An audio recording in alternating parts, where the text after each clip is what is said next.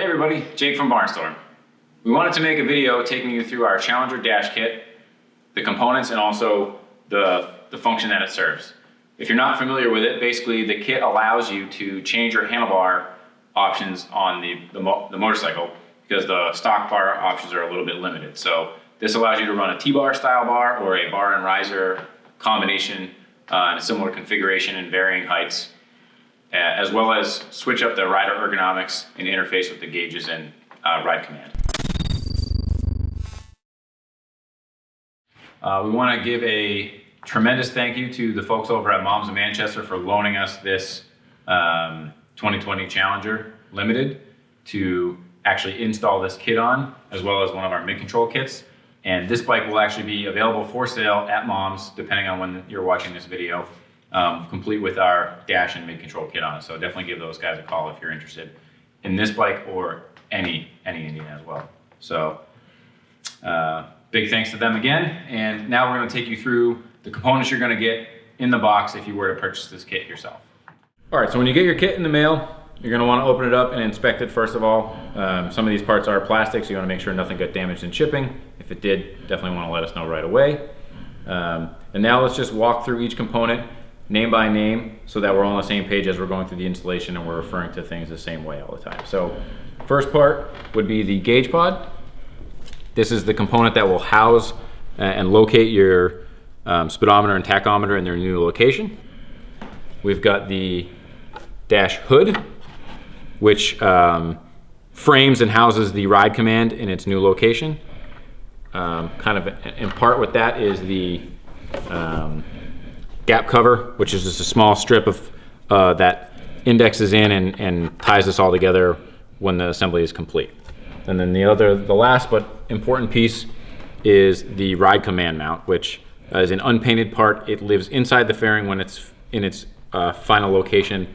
And this is what the ride command mounts to, and this is what locates it in its new spot. So those are the main 3D printed plastic components that are part of the relocation kit. So the other key components in the kit are going to be your handlebar riser mount. So this, when your old bars come off, this mounts to the top of the triple tree, and then the new bars or your new risers will mount to here. And we supply the hardware in the kit for these. We've got 2 new riser bolts that go up through there. You retain your stock washer off your stock riser bolts, and then we also supply 2 half-20 countersunk bolts. These are high strength grade 8 for the bar mount. If you're using a riser or bar setup that's not ours, check the threads because these are half-20, which all our handlebar bungs are half-20. You may have a handlebar riser that takes a half-13, so check that. Don't just send it in there and cause a mess. The other stuff that we supply in the kit, shrink tubing for when you extend your handlebar wiring. I'm sorry, your gauge wiring, and as well as some split loom for your handlebar wiring, which we'll go over how we recommend you do this as we do the installation. We also supply the necessary screws for the gap cover and the screws when you mount your speedometer and tachometer in their new housing, and some zip ties because we're cool. So I think, and also these are a set of our T-bars for the dash kit. They're a 12-inch rise bar with about a 1-inch pullback in the riser, and the geometry of these was developed based on having many different people test out different configurations on the Challenger setup, and this was kind of the consensus for average height people. So this is kind of where we set it, and it also, the beauty of this setup is it retains your stock length brake line and your stock length clutch cable, so you don't need to buy new ones of those. The stock ones will work just fine. You'll see how we do that in the install. And these are in gloss black. You can also get them in polished stainless or raw stainless, or I suppose raw metal, and you could powder coat them whatever color you wanted to. So, and then also we highly recommend running on any kind of touring motorcycle a Clockworks flare windshield. We're going to be putting one on this motorcycle as well, so you'll get to see what that looks like. That's the basic components of the kit. It's a pretty in-depth kit. You'll see the tools and stuff that you're going to need to do the installation. It's no specialty tools, all basic stuff, soldering iron, stuff like that. So we'll go through all that as well. Also in your kit, you're gonna get kind of a packet of paper that's basically our installation notes and step-by-step guide on how we do this. There are probably other ways to do it, this is just how we do it, so feel free to use it and take it for what it is. All right, so step number one is you're gonna wanna take off this headlight trim so you can access the outer fairing screws that are behind here, and as well as the 2 speaker grills. So I'm gonna grab a plastic spoon. You don't have to use a plastic spoon to do this, it's just helpful in not scratching anything. And with this, you wanna pop the top down first, and then it kind of rolls out. Just gotta kind of finesse it. It is a plastic part, so you wanna go gently. It just pops out like that. And the reason you want to start at the top is because these 2 clips here are what kind of lock it in place. So you want to get those free, and then it rotates out, and these 2 body clips will come out with a little bit of pressure and just rolls right out.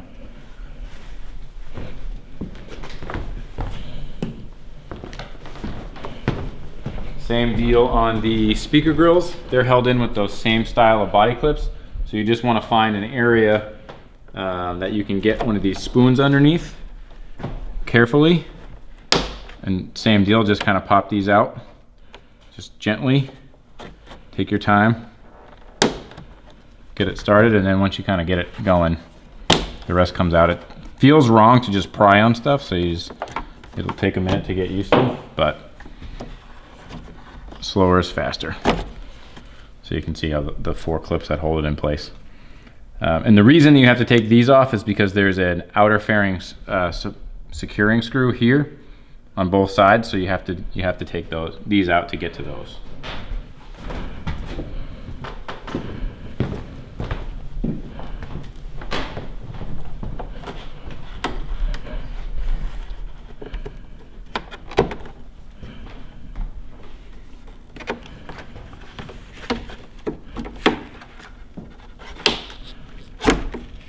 Same deal, comes right out.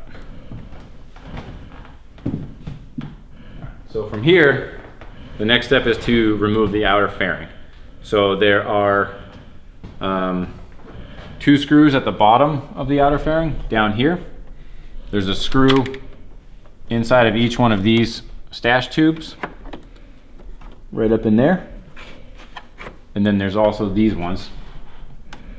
And then there also is a couple of rubber grommeted posts, so that kind of lock this in, and as well as the 3 screws around the headlight.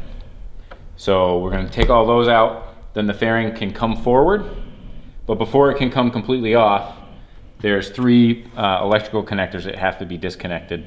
So you have to kind of pop it off enough that you can get your hand up in there and unplug them, and then this can come all the way off. So what I recommend before you even start taking the fairing off is to get a fender protector if you have one, or a soft blanket, clean soft blanket, and put it over your front fender, just in case you are to drop something, you're less likely to do damage to your fender. All right, so there's 3 screws on this side on the front part of the dash, and 3 on that side. The bottom 2 are a 6mm. You can use an Allen key or a bit or whatever, and then the 2 behind the speaker grill and in the stash tube are a, what is this, 4mm. So I'm just gonna yank those out.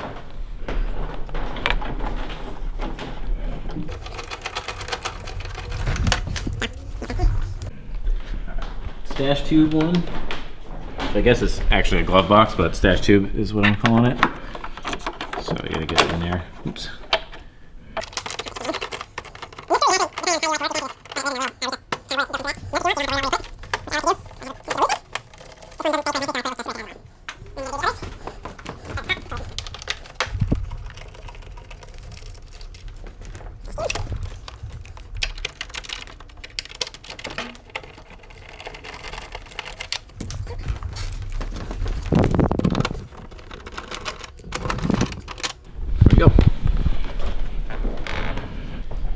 Gonna put these all in the same pile so I don't lose them.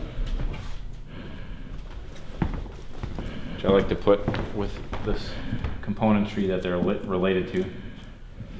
So when I'm putting it back together, I don't get confused. And now we want to take the screws around the headlight off. So there's 3 of them. 1, 2, and the top screw there.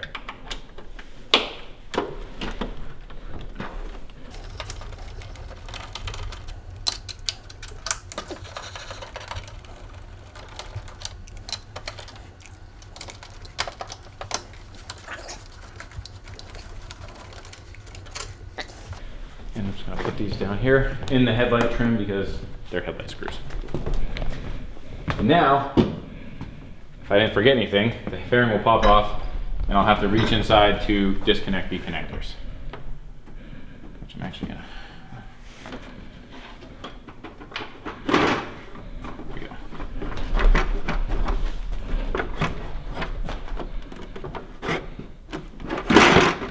There we go.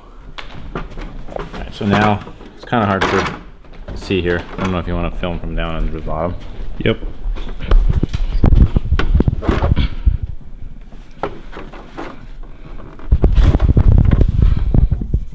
So there's a connector on this side here, single, and then there are 2 connectors.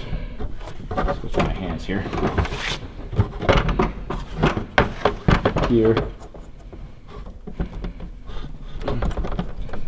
Come on. Can't see what I'm doing. Here it is.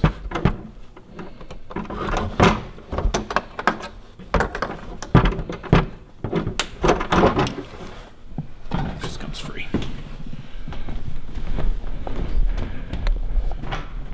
So yeah, those are these 3 connectors here. Which to release you have to just depress this small little tab here on both of them. And they are all unique, so you can't accidentally, when you're putting this back together, by the way, plug them into the wrong housings. But one's for the headlight, and the other 2 are for the turn signals and the running lights. So those live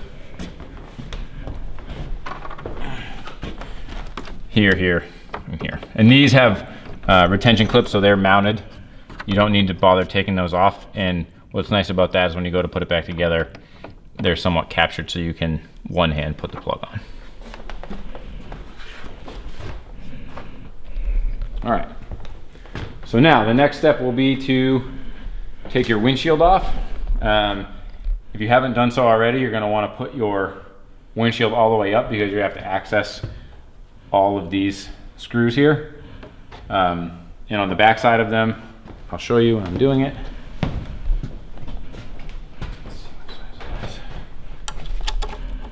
It's a 4mm Allen, and the nut on the back side is a square nut that drops into a recessed port, so it's self-retaining, so you don't have to put a wrench on the back or anything like that. So I'll usually do the 2 outsides first, both outside ones, and then do the middle one last, so that I don't drop anything. And there is like kind of a nice little pocket on this part there where you can just kind of stash everything until you're ready to come back and collect them.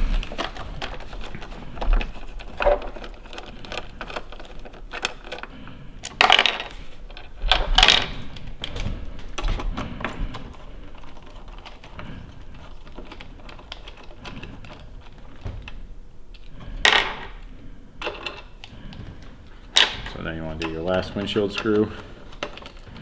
Just kind of support it as you're doing it. And if you're like us and you know what's going on, this is stock one you're going to just throw away, and you're going to, when you go to put it back together, you're going to put the clockworks on.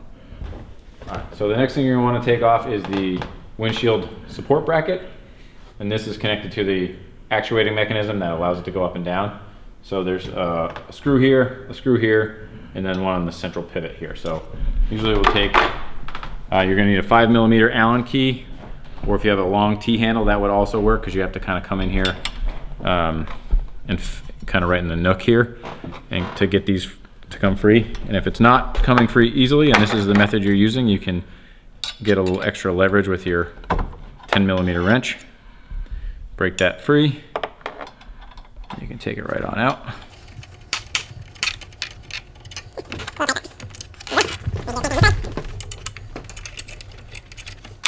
And then when you take this one out, the bracket can kind of flop around, so just kind of hold it.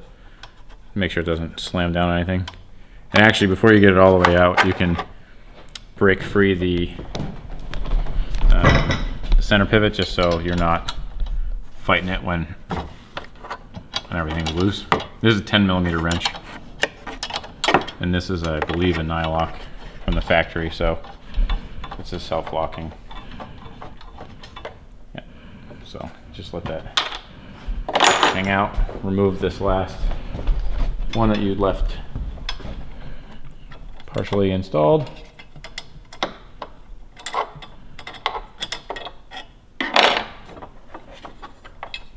Like that. And while you're holding that, the center screw can now come out and that will come free. So this I'll put on the bench along with the 2 outside bolts. The center bolt I like to put back in the actuator because there's a small plastic sleeve in here and I don't want it to fall out and get lost. So I like to just pop that back in and just put that on hand tight so that that component does not go missing. So while we're right here, in our instruction guide, installation guide, we refer to this component here as the inner upper deck. I'm not actually sure what it's called, but that's what that means. And actually, if you notice, in a few steps we'll get there, but you'll notice this one's broken, and I'll explain why that is and how to avoid breaking yours. So the next step is to pop this off, which is the factory gauge hood. So to do that, and this one will make you a little bit nervous, it basically just pulls up and off. All that holds this is 2 body clips and then the rear tabs here. And this is very much similar to the new one that you'll be installing when your ride command is now in this location. So keep that in mind. Also, as you're taking these apart, sometimes these white plastic clips have a tendency to fly off.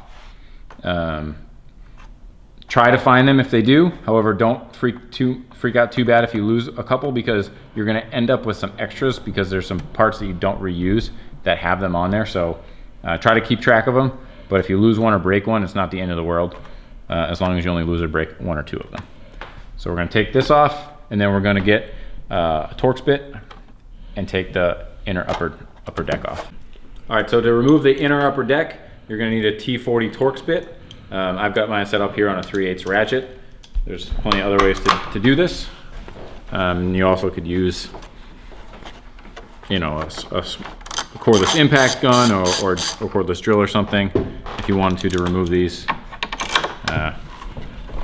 So this center one here is the one you don't want to forget to do.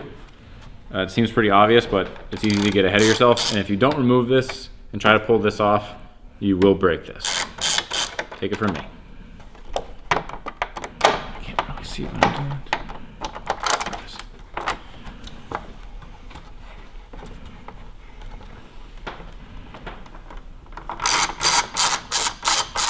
So I just get them all loose. There's 2 down in the front here as well. Kind of lower down on everything. And basically all these are threaded into small little metal clips that act as nuts. I'll show you those in a little while because you're going to actually need to take and move a couple of them around.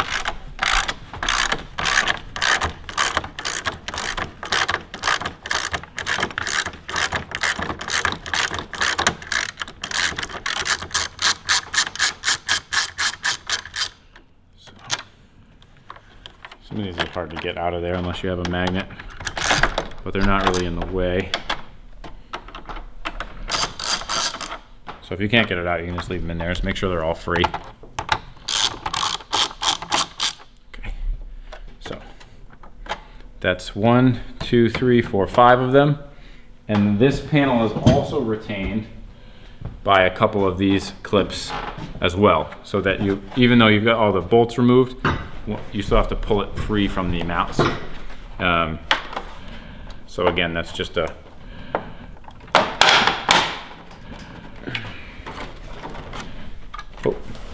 my bad. Forgot to. See? There's 2 more down in the front here on either side of the windshield motor.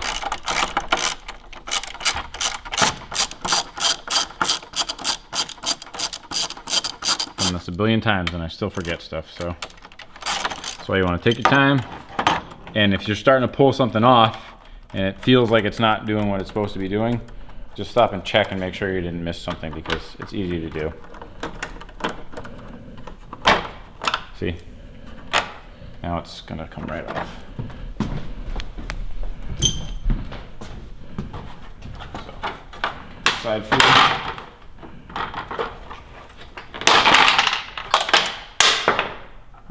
Go lucky. So, wow, yard sale. So, you're gonna reuse all these stock screws, so set them aside, don't lose them. We have a brand new inner upper deck to install, so we're good there too, so this thing's trash. I guess it's probably worth noting you're not gonna reuse this, so you can tuck it away. Keep it if you ever think you're gonna put your bike back to stock, but you're not gonna want to because you're gonna love it so much. All right, and now, let's see, next step. Put this back. All right, so the next thing we're gonna do is take off your gas tank dash.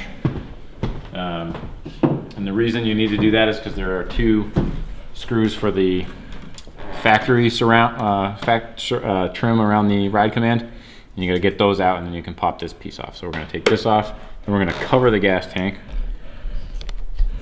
So this is a 4mm.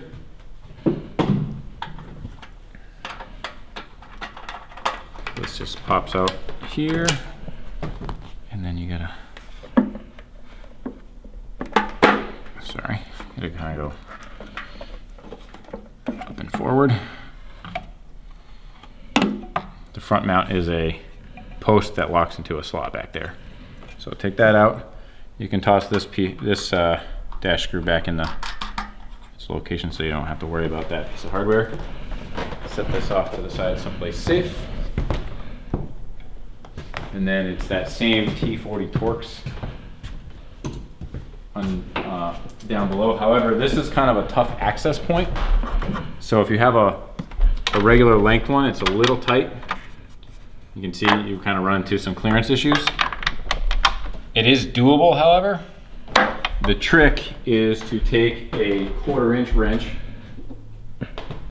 because a 1/4" wrench fits the bit nicely. And if you have a ratcheting one, you can even use the ratcheting function. However, I have a shorter bit that I use because it's more convenient. So you can see we have a shorty here, and that way we can get in there a little bit easier. And you can just go flat by flat until they free up enough to turn out by hand.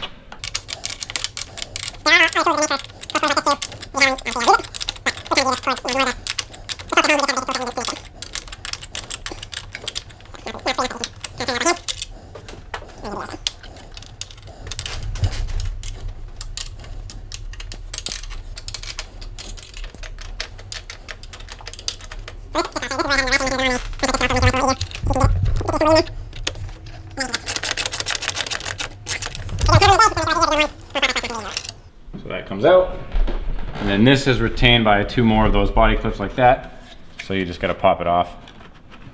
Oh. Like that.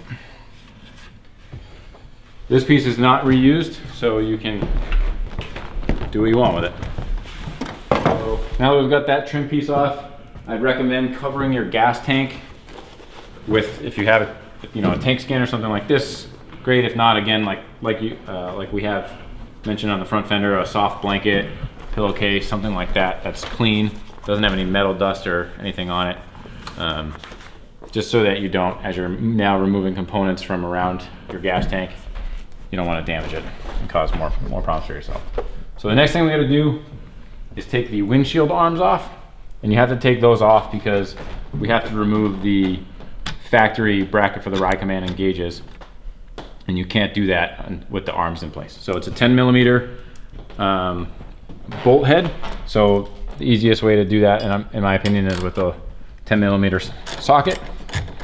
And these are, the way they're mounted on to the pivot shaft, it's like kind of a keyed index. So I recommend you loosen both sides kind of part way, but don't take the bolts all the way off first, because you can use that to, with them loose like this, you can now pull a little bit on each windshield arm to break it free from the tapered shaft that it's on, and it won't, you're not just pulling the shaft through.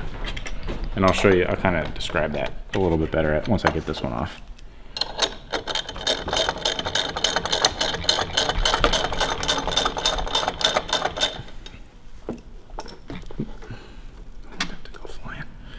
So I'll kind of get this one free.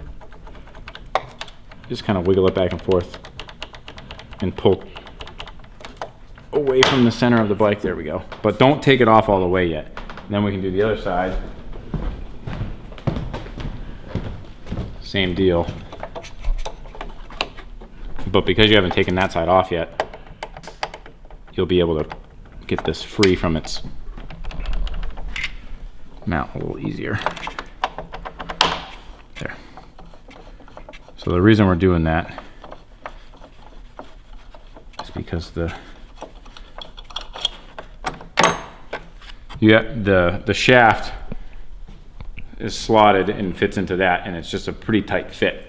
So if you took the bolts off and get one side off, then the shaft just wants to fall out and you have nothing to pull against, no tension there. So that's why I recommend doing it that way.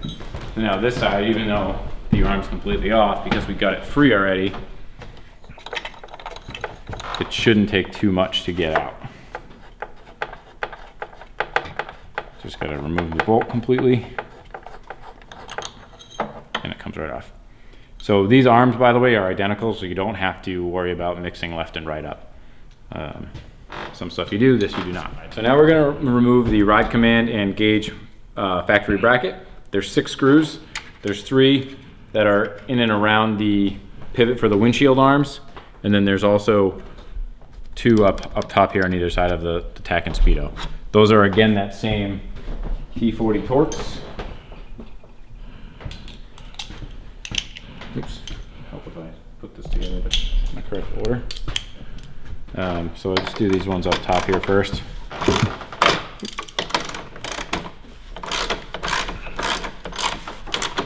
Because all the nuts are these sheet metal quick nuts, it can get a little weird if you're using a ratchet, because you lose the tension periodically. So you just keep good pressure on it.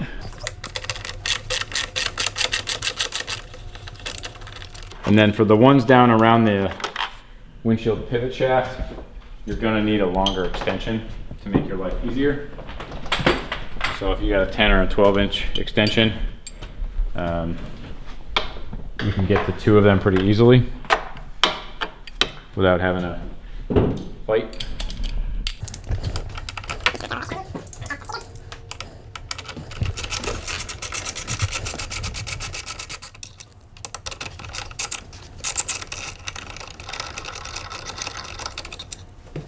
This last one is kind of in there a little tighter. You can kind of come in at an angle. It's a little harder to do, so what you can do is that same trick we talked about with the underside screws, is coming from over here with a ratcheting wrench or a box wrench, and spin it out this way.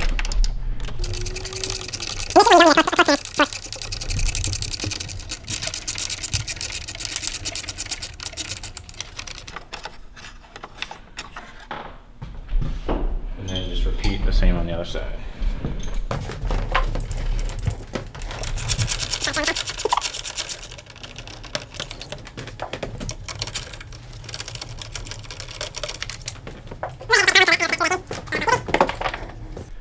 All right, so now we can take the ride command mount can kind of come up. It's everything's still plugged in though, so it's not just going to pop right off. And now you can see why we have to take the arms off of the windshield pivot shaft, because you have to kind of scoot one side over and then the other. So it's just kind of got to shimmy it back and forth a little bit until you get, yep, and then you can push the shaft through and then this side will come out. And now you got to unplug all the stock gauges. So this is not actually plugged in up here. It just kind of rests in a rubber housing. And then you get your tack and your speedo, unplug those. And then down in here, you've got all your ride command componentry and plugs. And some of these are in there pretty good, so you may have to work at it a little bit. Just take your time and be careful.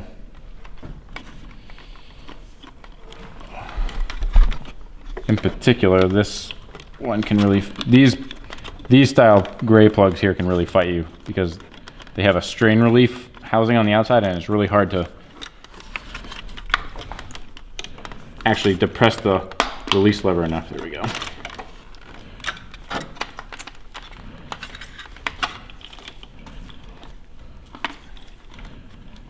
And again, all of these wires and plugs are color coded, and there's only one place that they can really go for the most part, so you can label them if you want to, but you don't have to. So now our ride command and gauge bracket is off.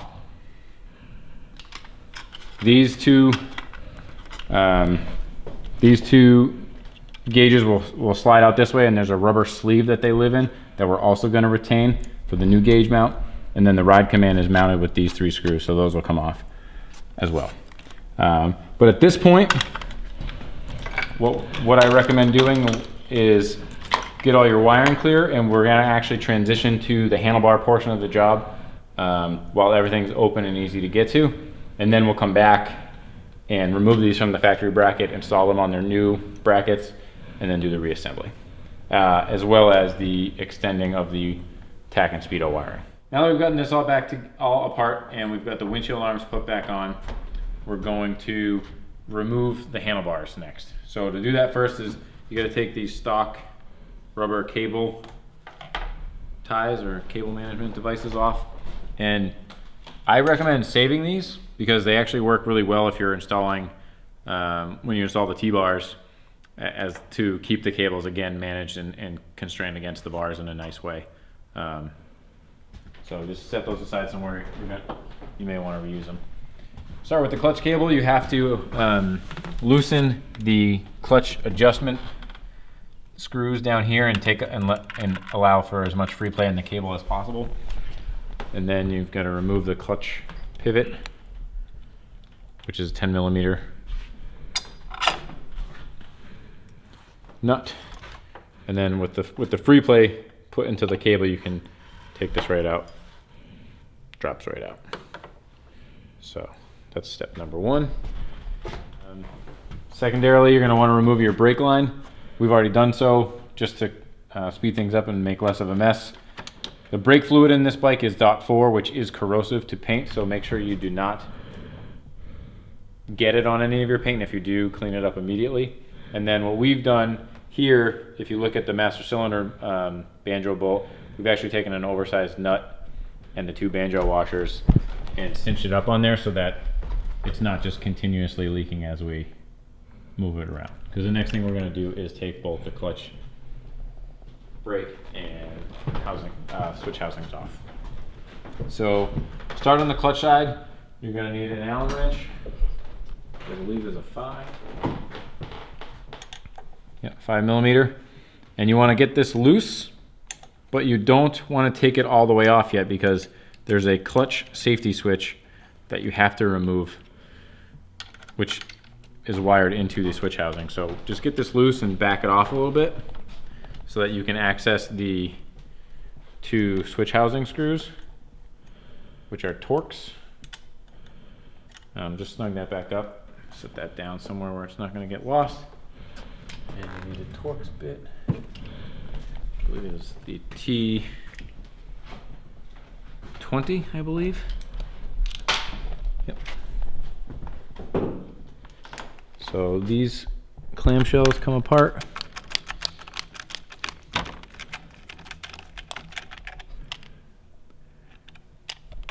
Coming out of there.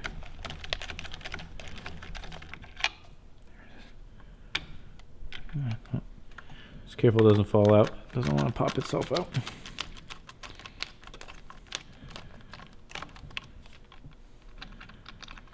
So these can just come off. Now that screw's hanging me up. There it is. Set these aside. Now with a small pick, something like this, you'll be able to disconnect the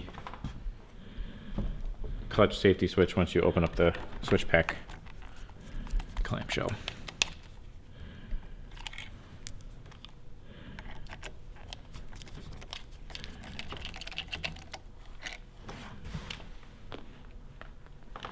So this just hinges off the bar.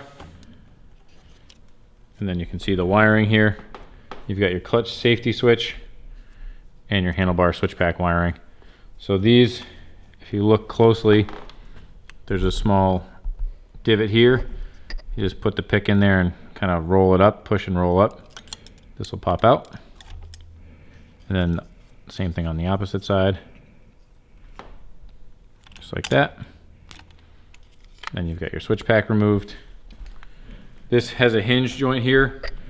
Just make sure it stays together, and it is a little bit of fragile plastic in that area. So just be gentle with it. Set that aside.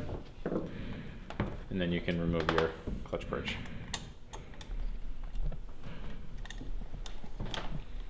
You could also leave these on the bars and take them off on the bench after the fact, but just think it's a little easier to do now because the bars are captured in the riser and they're not moving around on you.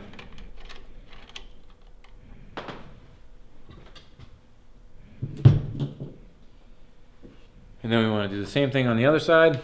The brake side does not have a brake light switch up at the control. It's a pressure actuated switch down at the ABS block, I believe. So you don't have the same wiring issue you have on the clutch side.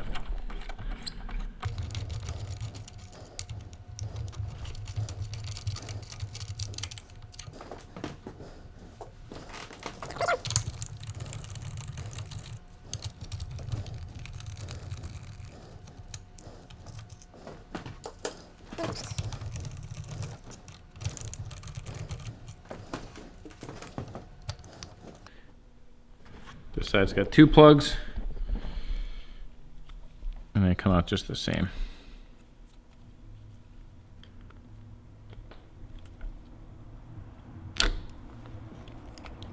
As well as your throttle, that comes off. And actually on the clutch side, this grip has a little bit of glue on it. We've already broken it free. And both of these are also captured by the switch packs when they're installed. So now you can see your two wiring ends.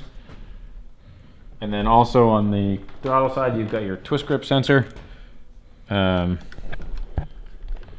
which has a plug in it somewhere. You may have to, it may be easier to remove this once the bars are off the bike. So now we're going to tuck this brake line out of the way. We're going to get a socket and a long extension, and we're going to reach up underneath the triple trees and remove the two bolts that are holding the riser down to the triple tree. And it's a little bit awkward. If you have got a lift like this one, you can put the lift up in the air. If you're working on the ground, it may be easier to turn the bars one way or the other. But either way, typically a couple extensions is going to make your life a little bit easier. All right, so this is the setup you're going to want, or something similar to this, to remove the riser bolts.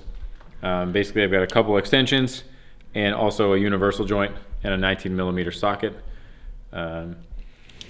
because it's kind of just a little bit of tight access to get up in there. The other thing to keep in mind is when you're taking these off by yourself is when you take the second bolt out, the bars are going to want to fall. So just be prepared for that. Again, a great reason to have a tank cover. You could also prop a couple things up underneath there. Or if you have someone helping you, they can give you a hand when you're at that point. So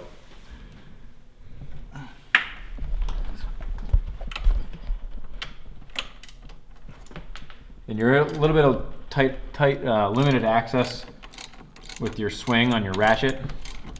So just be cautious of what you're near so you don't smash into anything.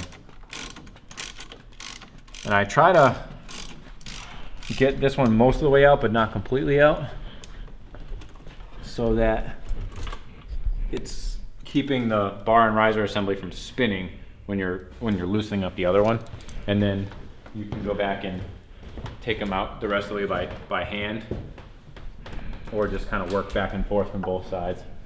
But the universal joint is a little pain in the ass to get lined up sometimes, but it definitely is worth it, because otherwise you're coming at the bolt from a complete angle, and you risk stripping the bolt out or slipping off and hitting something and doing more damage than you want to. So having done a handful of these now, the universal joint definitely seems like the way to go.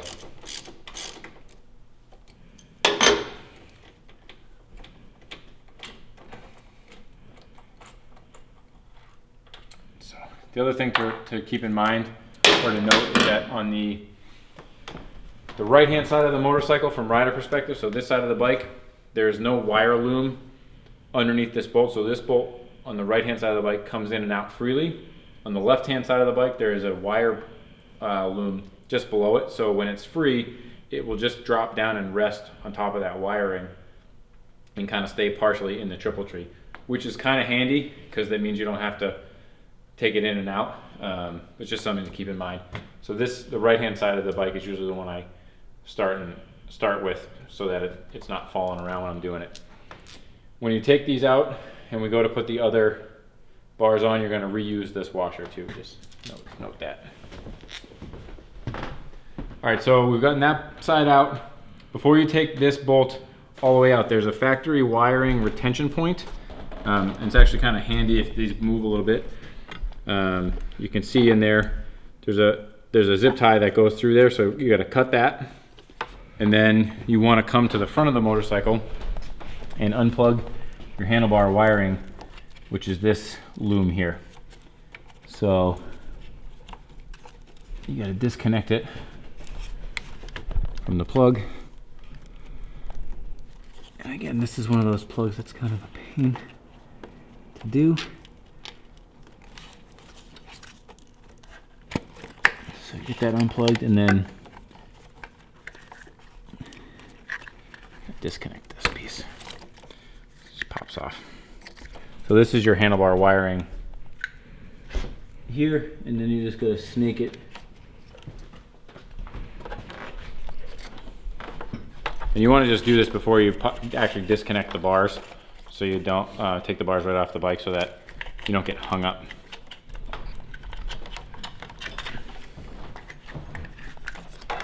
So that's free. And now, with this last bolt just hanging out in there, you should be able to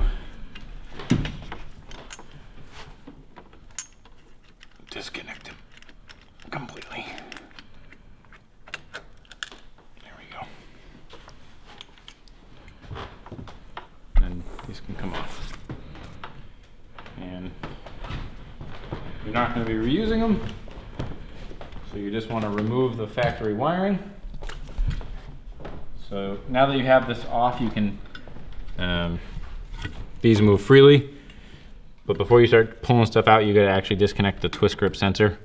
So there's a douche connector in here.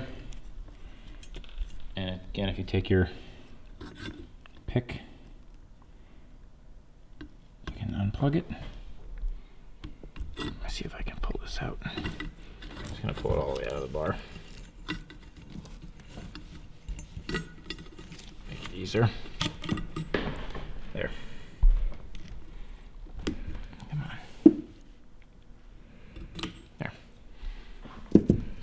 it like that, and now you can pull these back through and out.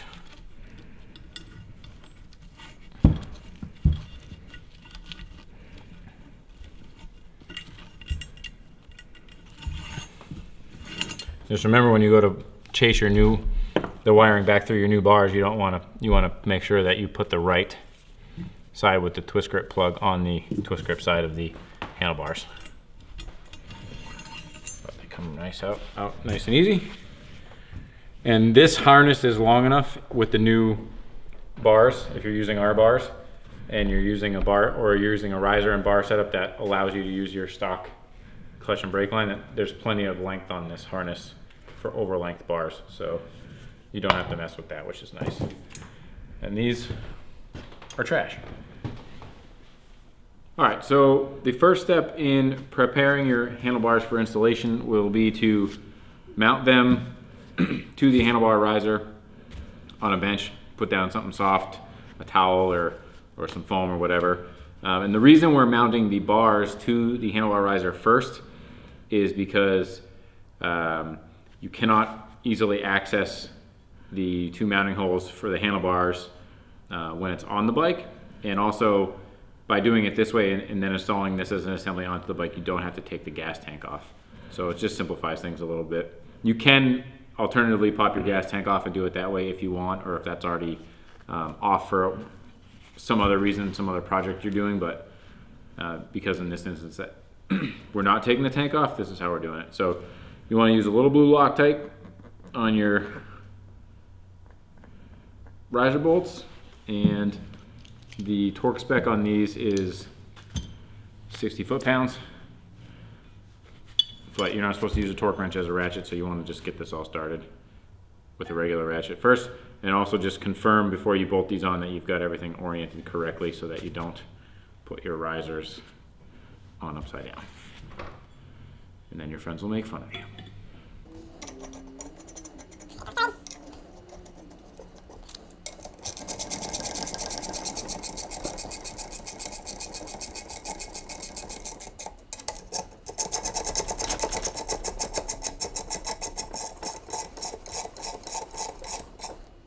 So those are snug. Now we can set up our torque wrench. Again, 60 foot-pounds.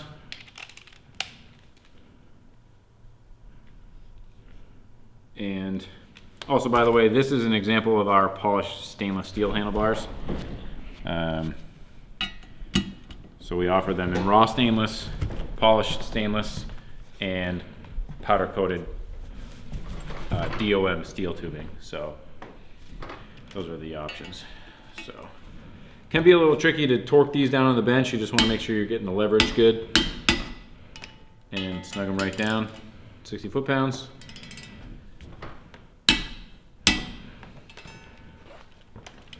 And then that part of the operation is good to go.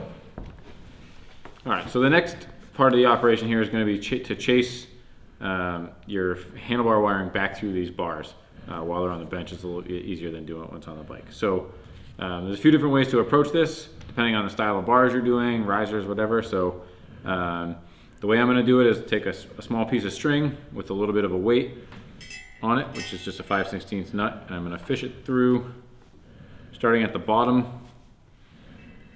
of the bar and letting gravity kind of do the work for me.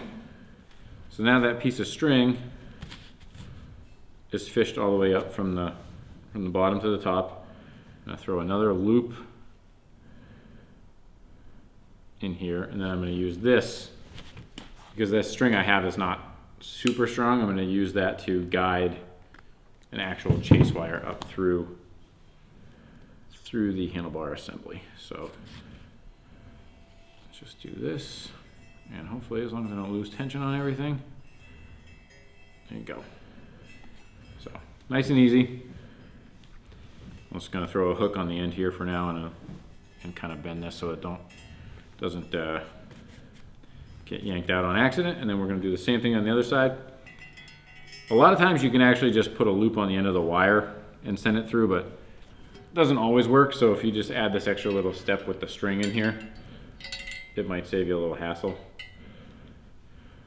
And the string, as you can see going through, is very quick. piece of wire.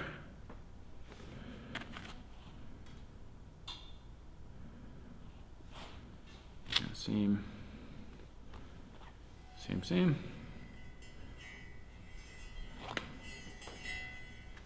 So it's just like that, nice and easy. No curse words needed. All right, so now the bars are ready to have the wiring pulled through. There's a couple things you got to do to the wiring before you actually start pulling it through though. So let's grab that.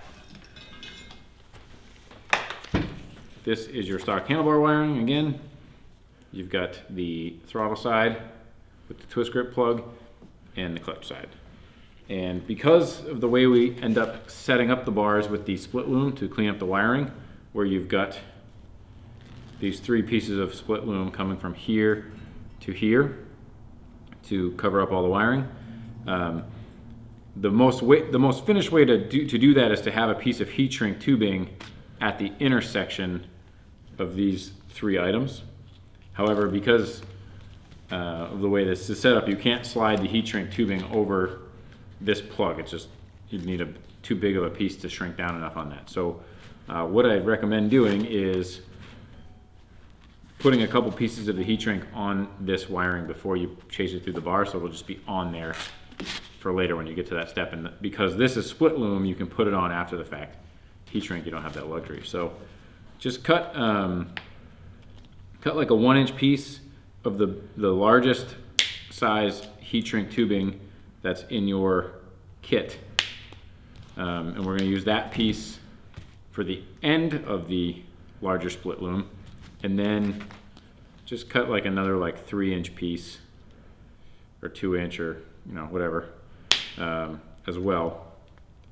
And that's going to be for the intersection point of the large and small split loom. And then you end up with a little bit extra in case you mess anything up. So we're just going to thread these on, and we're going to put them on in order. So you want to put the small one on first.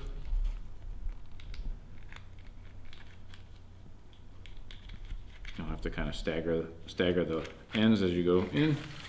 And you can just let it hang out at the bottom for now.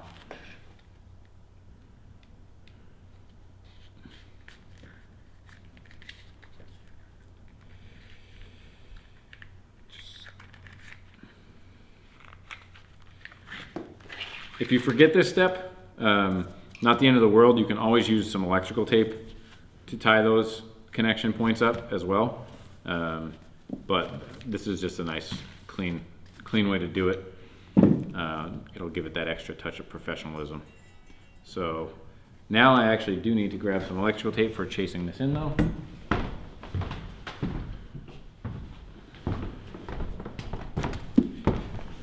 So now we'll start with the clutch side. Basically, I just take some tape because I'm not sure, depending on what bars you're doing, if you're using ours, we take extra care to port the interior portion of our bars where the weld joints are and all that, so that chasing wires through is typically a pretty stress-free and easy activity. So typically all you'll need is some electrical tape to do this operation. Depending on the bars and the riser and combination and all that, you could use a section of heat shrink or some other ways to connect this if it needs to be a little bit more secure, in case if you're going to end up being really pulling on stuff. But hopefully that's not the case. Like I said, on these, this is usually all you need.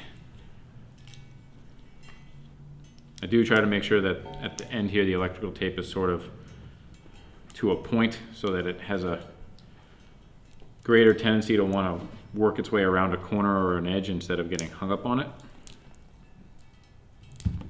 And if we get lucky,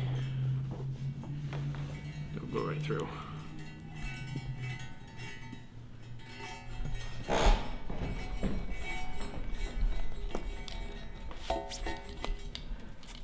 There it is.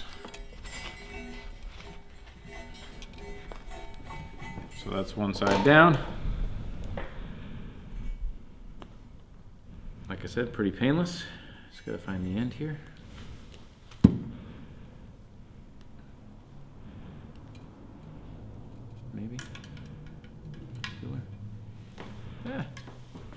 I'm just gonna cut this for now so it's not scratching anything. We'll deal with that in a minute. Now we're gonna do the other side.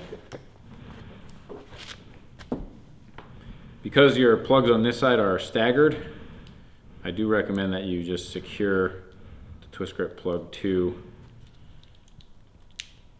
the other portion of the harness so it doesn't get trapped in there or bound up against something. It'll just kind of hang out. And hopefully not, I did not do a good job doing that. Get stuck on anything. Don't put a ton on there though, because you are adding extra bulk to the assembly. And then same deal.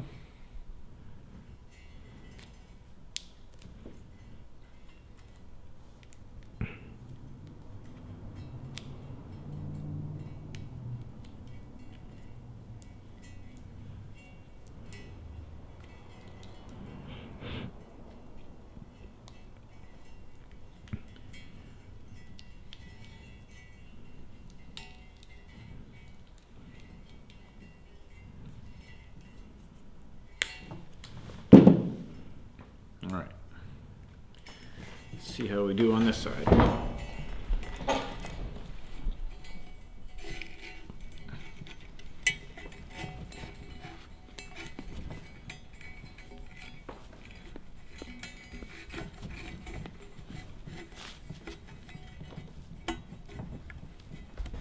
Oh, of course.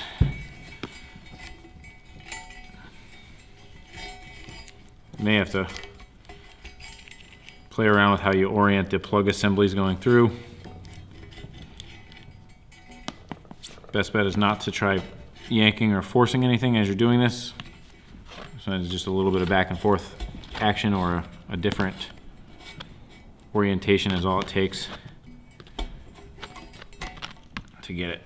So just go gently and patiently. There we go.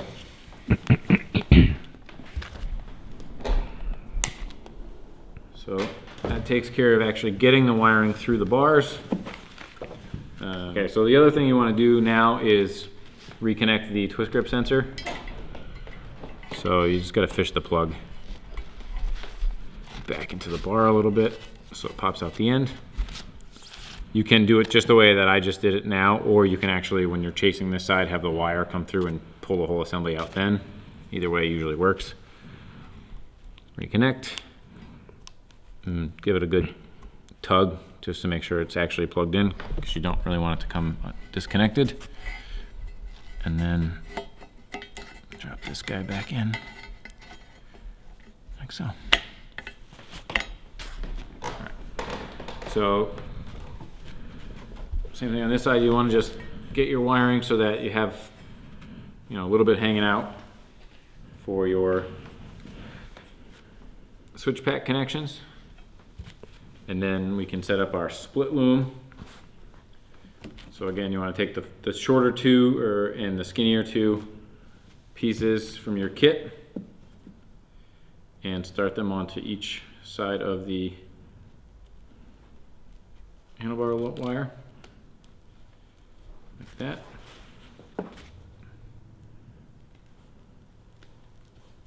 And you don't have to do this step. This is just kind of an optional step. The split loom may not be to your taste. You can get more involved and disconnect more of your wiring, or do some cuts and splices and add shrink tubing if you wanted, or use a different product altogether, or not even bother. You don't have to use this. This is just something we like to do. So we included it in the kit. So now you want to take a little piece of electrical tape. That's a terrible tear. And I'll just put a little bit on the end of the split loom to keep it from fraying over time. And this end's going to end up living up inside the handlebar, so you will not see it.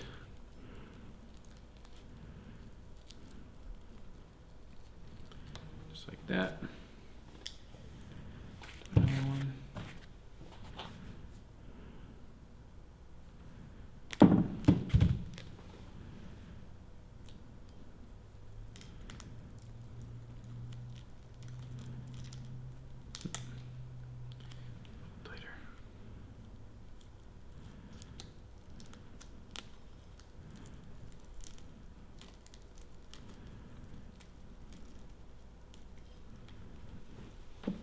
And then these can just get tucked up inside the handlebar. And that will, even though we've deburred these wiring port holes substantially, this will just allow some extra protection of the wiring loom in this particular area. So you just want to kind of scoot it up in there. Set these to be about equal length, and you want them to just extend down past the offset handlebar riser plate, just enough so that, again, if these are to make contact ever, they're going to have extra chafe protection. And the other thing you can do, not necessary, but you can kind of rotate your loom so that the openings are oriented in a less visible location, if that's, you know, something you care about. So it looks pretty good to me. Both ends are up in there. Now we can take the larger piece of split loom, and you want to get both assemblies here.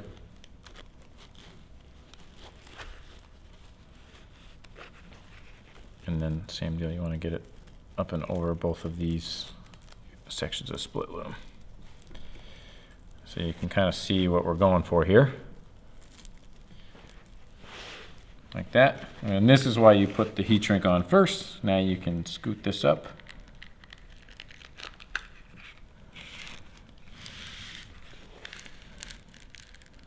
And you'll have a nice transition to shrink tube, and then same thing with this other short piece. Instead of using electrical tape, which again would have been fine, you can do that. So that's the assembly you're looking for. And now I'm just going to grab the heat gun and shrink those down.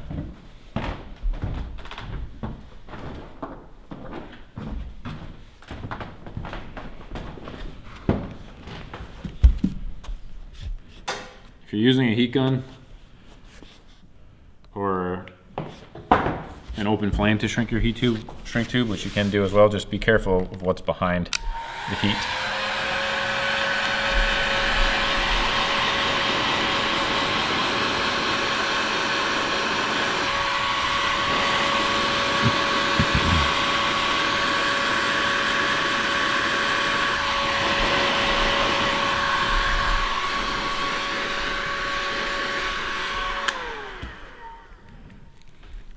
Make sure you don't overheat it. You can burn through it.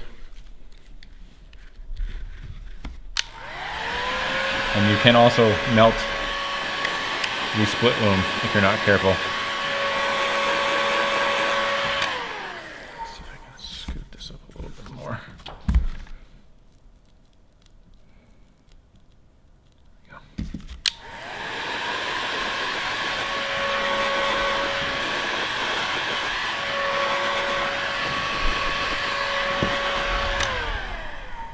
There we go. So just a nicer, cleaner, finished look, and it adds a little bit more protection to the wiring assembly than you might otherwise have without it.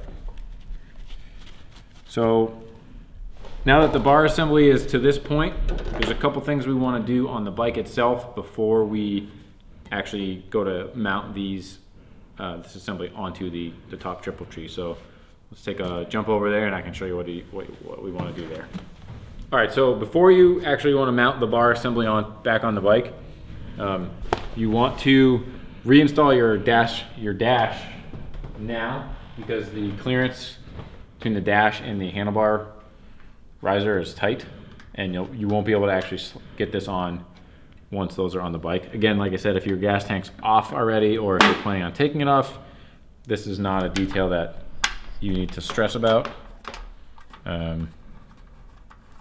However, if you're doing it this way, you will want to put this on first. If you forget, it's not the end of the world. You can actually just scoot the gas tank back a little bit as well later, so don't panic. You don't have to necessarily take your handlebars all the way back off if you've forgotten. But it's just, if you do it now, you'll save yourself a little bit of headache. The other thing we want to do is there is a zip tie securing the factory brake lines down on the right hand side of the inner fairing here. And it's got two brake lines it's captured two of the brake lines, and one of them was the one that runs up to your front brake master cylinder. So we want to cut that now while we have less stuff in our way, and we can see what we're doing, hopefully.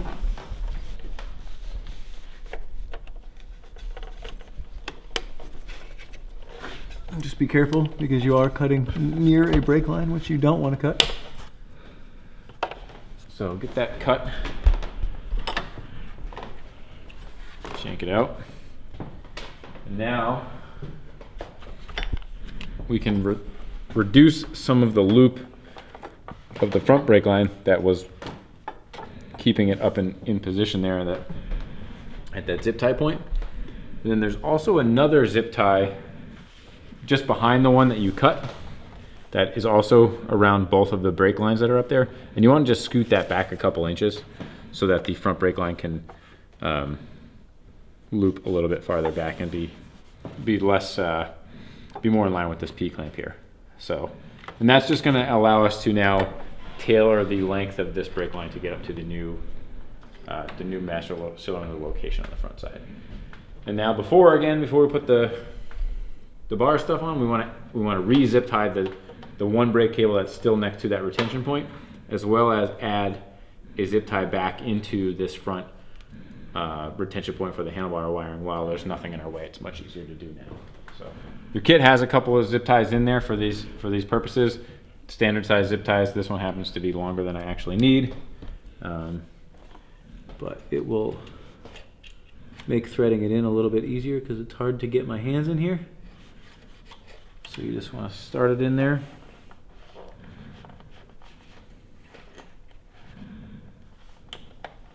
Not really. If you have small hands, this may be a easier job for you. There we go. Just make sure you don't accidentally reconnect the brake line that you just removed from this assembly.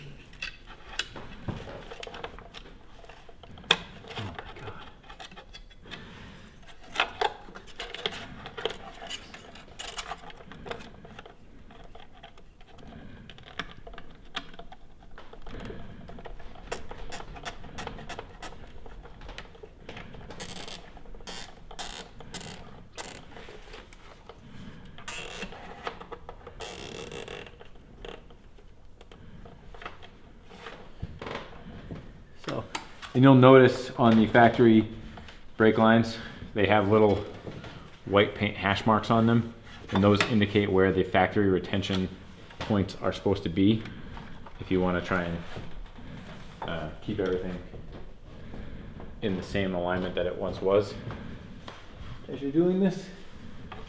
All right, so the last zip tie you want to put back in place is this one right here, which goes to the top of the front of the triple tree, and you want to not actually zip tie this one to anything yet because it's going to be for your handlebar wiring. So just leave it in place. It's just a lot easier to get your hands in there now than when everything else is in there. So once you've done all that, and this is on, put your tank cover back on so you are protecting everything on your gas tank. And now we're going to prep our handlebar bolts. So the stock bolts you took out, you don't need, however, you do want to save the washers. And these you can just discard. You're going to take the two new bolts in your kit, which are half 13, and you're going to use these washers on these bolts. And what I recommend is get a little Loctite on there.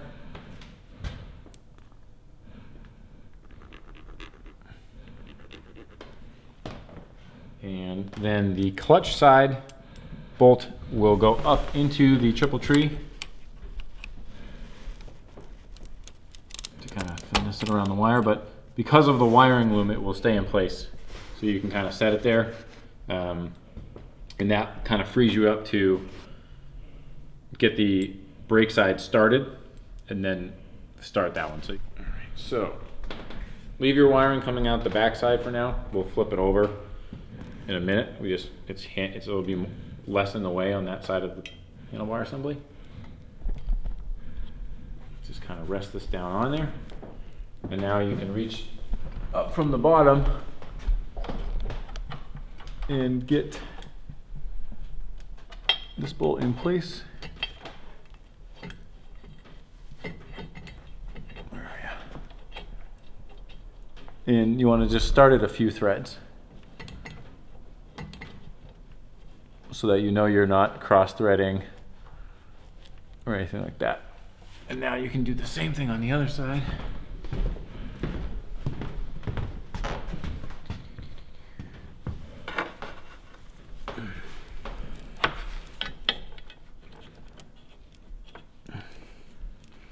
You may have to kind of wiggle the bars up and down a little bit, but you don't have to get it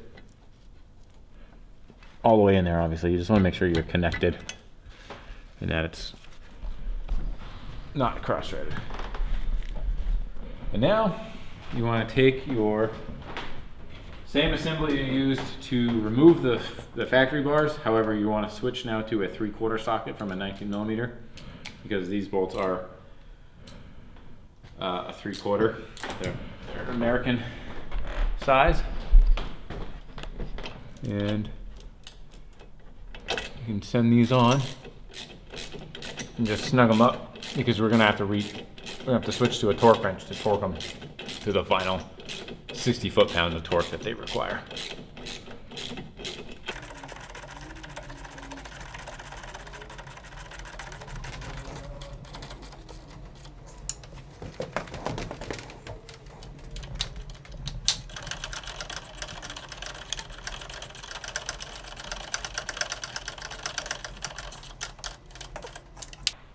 All right.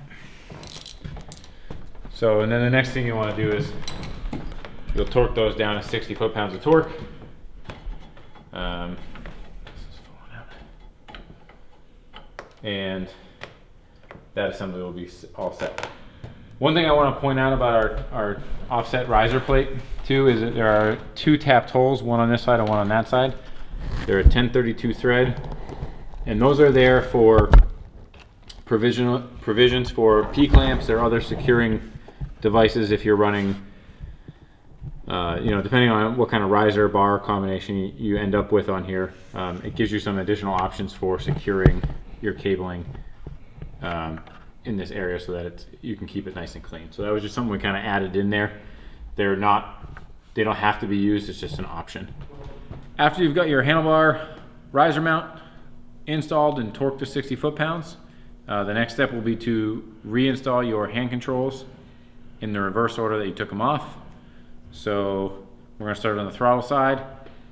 It's important to note that your grip assembly actually nests into the switch packs on both sides, so you have to make sure that they go on kind of simultaneously. But before you do that, it will be easier, most likely, for you to plug in the wiring into the switch pack. There's 2 plugs that actually plug in. There's also this additional wire. This is for heated grips. In this instance, it's not being used, so it can just remain tucked up inside the handlebar. And these plugs only fit in 1 port each, so it's somewhat difficult to get them wrong. If it doesn't feel like it's going in right, don't force it in there, just try it in the next port. So kind of get this on. The twist grip sensor and the grip index so that the Indian logo faces towards the rider.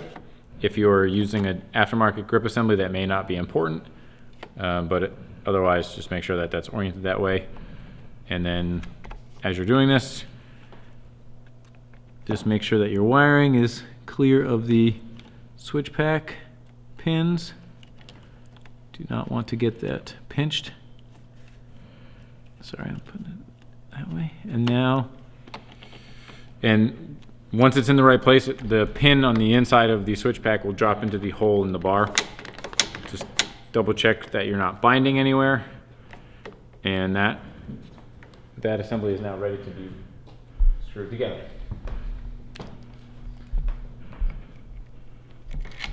Oops. There.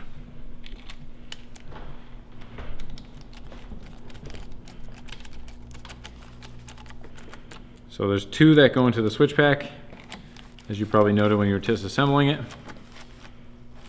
Let's go just in like that, and you want to just snug them down. Obviously, this entire assembly is plastic. You do not want to over tighten anything. You'll break or strip something out and be unhappy. And then the clamshell assembly can go on over that. Sometimes you have to kind of wiggle though the one that straddles the switches a little bit to get it to set on there. And then toss the screws in there. And you'll want to do this part first before you try and put the master cylinder on, because that way you can access these retention points, particularly this one, without having the master cylinder be in the way. And again, with these, just good and snug. You don't want to crack or break anything. So that, double check for no bind, no wires are hanging out. Okay, so now the switch pack assembly and grip is on. We can put our master cylinder back on the bike. Just kind of balance it there. This is a 5mm Allen. And just, I recommend you get the top one started and then start the bottom one before you tighten either one of them down too much. And then you can rotate. The idea with these when you tighten them up is you want to have kind of an even gap on the top and the bottom so that your clamp load is evenly distributed around the bar. And then the other thing, you kind of, this is more of a preferential thing, but you can tailor the angle of the lever in relation to your hand, which you may want to tweak once you're able to sit on the bike and put both hands on the bars. But the other thing you want to consider when you're doing that is the orientation of the master cylinder reservoir.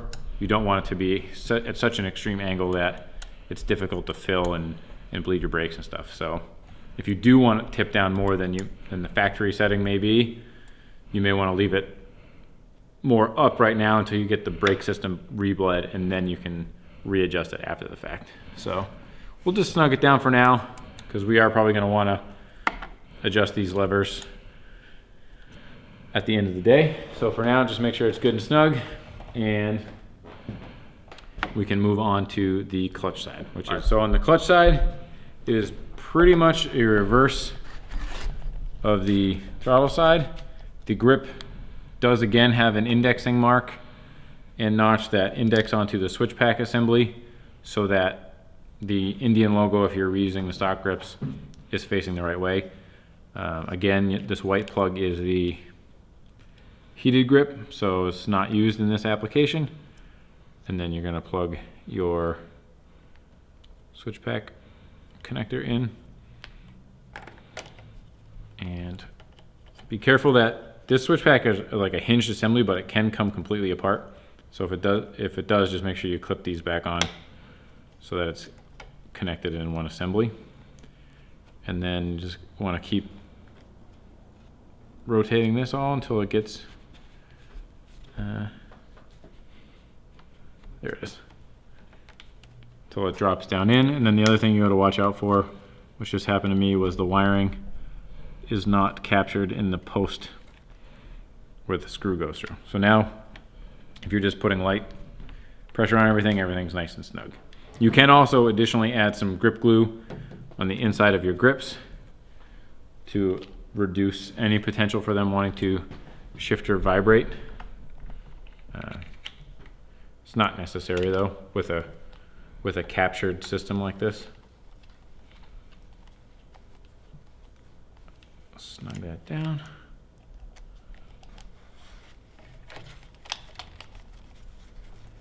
So the trickier part of the clutch side is that you have the clutch safety switch in your clutch perch. So kind of get yourself ready here. Make sure you have all the right tools, because you don't want this to be dangling by the wire. And And you want to just plug this in. And again, it will only go in one port and it'll only go one way. So get that plugged in and started. But you're going to want to just lightly clamp this onto the handlebar first, because you have to now put the chrome clamshell assembly back onto the switch pack.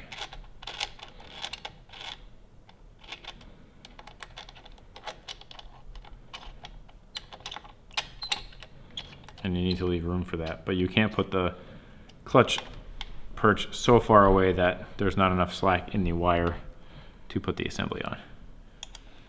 And you want to leave it just loose enough that you can rotate it around a little bit, because the clamshell needs to go on there a certain way. So get your clamshell assemblies and your hardware. Preferably don't drop your hardware on the ground. And work the back piece on into place first, making sure that the wiring is going through. So there's more space in the diameter of this cutout than there is necessary in this area, so that the clutch switch wire can pass through here. So you just want to make sure that it's like that before you try and put the front one on, and that's why it's easier to do the back and then the front, because you can actually look and see what you're doing. Now that that's on, you double check your wire's good. You can get this upper screw started.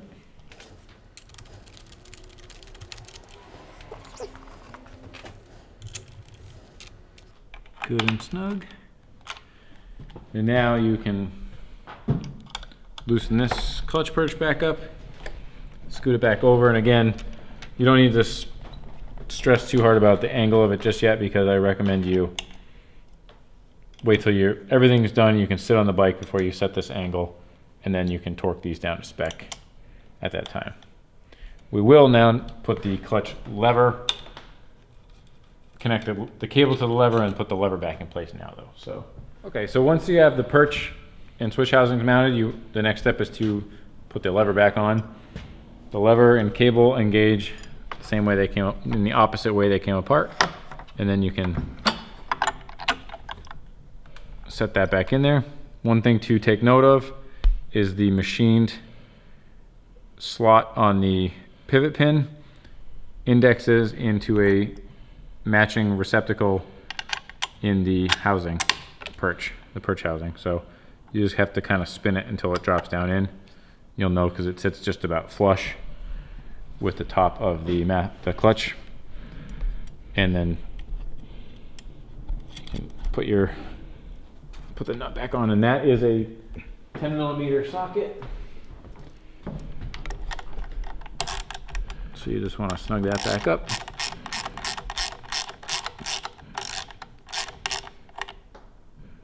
Snug it down. And then the next thing, the final step in the handlebar assembly installation process will be to set your clutch cable back to the correct setting, free play setting, and then also reconnect your brake line to your front master cylinder. And then you can tailor the length of your front brake line by sliding it up or down in the P-clamp to get the proper amount of slack visually that you need up here.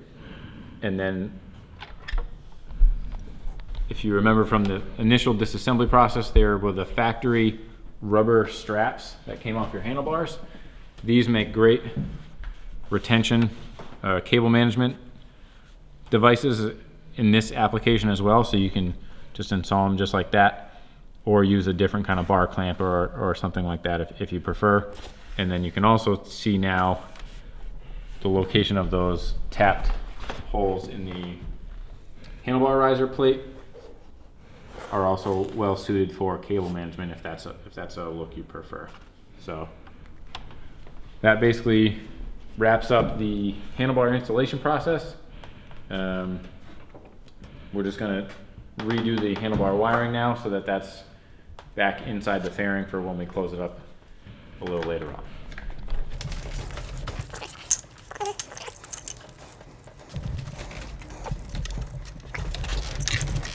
Just want to start to thread the connector back down to the front of the fairing.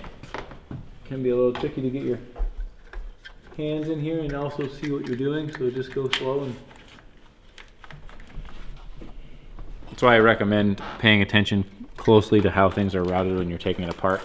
Take plenty of pictures if you want, or make notes depending on how you like to remember things. But get that in there, and then generally it's easier to connect let's see here. Yeah, you want to reconnect the plugs first, and then you can slide this slot here on this portion of the plug, and that slides on and clips to this retention point up here. And you can these rotate around, so you can orient it such that it's easy to slide on. And then it just slides on and clips like that. So that will hold that in place, and then you can put a zip tie back on here as well if you want. And then you can see now why we wanted to put that other zip tie in ahead of time, because it's tough to get in here as it is. And you can just re-secure the zip tie in the front here. And you can actually leave this one a little loose for now, because you may want to, again, tailor the amount of slack that's on here. All right, so once you're happy with how your handlebar wiring is routed down into the front fairing, and you've made sure to have left a loop to allow for handlebars to turn, you can cinch this wire tie that's at the front top of the triple tree down, clip it,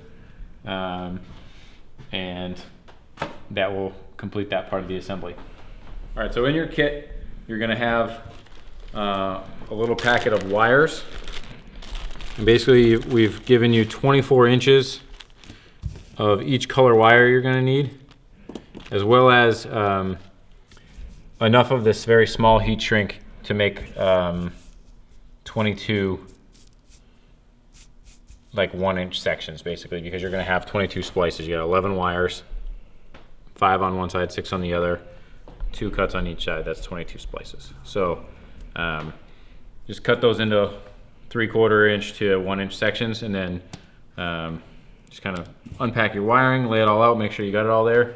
The other stuff you're gonna need is a soldering iron or gun, flux, and some solder. We also supply 2 10-inch sections of 1/2-inch shrink tube, and you're gonna wanna put these on before you complete all your splices, and then these end up getting slid up towards the gauge end of the connector, so that the little bit of wiring you can see underneath your dash, if you look up under there, is protected. The rest of the wiring you can add additional heat shrink or gaffer's tape or electrical tape just to protect it. It's not necessary. You can route it nice and neatly under there if you want. So that's everything you're gonna need and everything that comes with the kit. So we're gonna cut off our connectors, prep them, and then start soldering and splicing. All right, so the first thing you're gonna wanna do is cut off your connectors. I cut this one without cutting back any of the factory wrap, so I'm gonna cut that back a little bit so I have a little bit better access to these wires. The other thing you can notice is I staggered my cuts, which isn't necessary in this application, but basically staggering them means that all of your solder joints are gonna be staggered, which means you're not gonna have one big bulky clump of solder joints in one area. They're gonna be staggered out, so when you slide that extra bit of heat shrink over the final assembly, it's just a little bit smoother, a little bit tighter. It's just a kind of a habit more than anything. So you're gonna wanna get a razor blade or a sharp knife, pop this strain relief off. And actually you can see this connector already has the strain relief removed. And that is also a step that you have to perform because of the proximity of the connector to the speaker grill in its new location. So just cut those off. They don't really do anything anyway.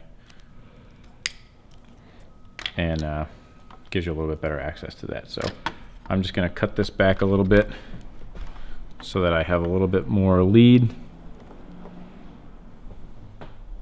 And you want to do this carefully because you do not really want to cut any of your wires in half or longitudinally, like that.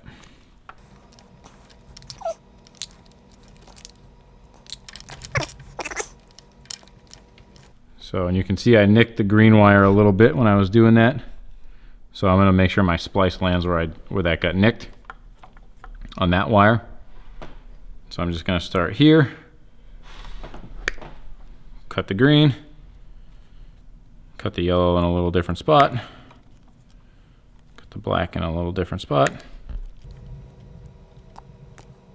I'm just trying not to end up too close to my connector so that I have enough wire to strip back and splice in. So that's what you're looking for. That's because of the way they're in there, that's why they end up kind of being not like staggered straight across. That's why the same thing with this connector, they're kind of random. Random's okay. And then you can see I've stripped these ones back from the sheathing. That's all you really need. You don't need a ton of wire hanging out. We're going to strip and prep all these, and then we're actually going to tin each one of these as well before we actually solder them together. So that's kind of the next step, is just to prep all these. And for that, you need a set of wire strippers. There's all different kinds. These are your basic manual ones. They make automatic ones and all that other kind of stuff too. And same deal, you just gotta strip back just a small portion of the insulation.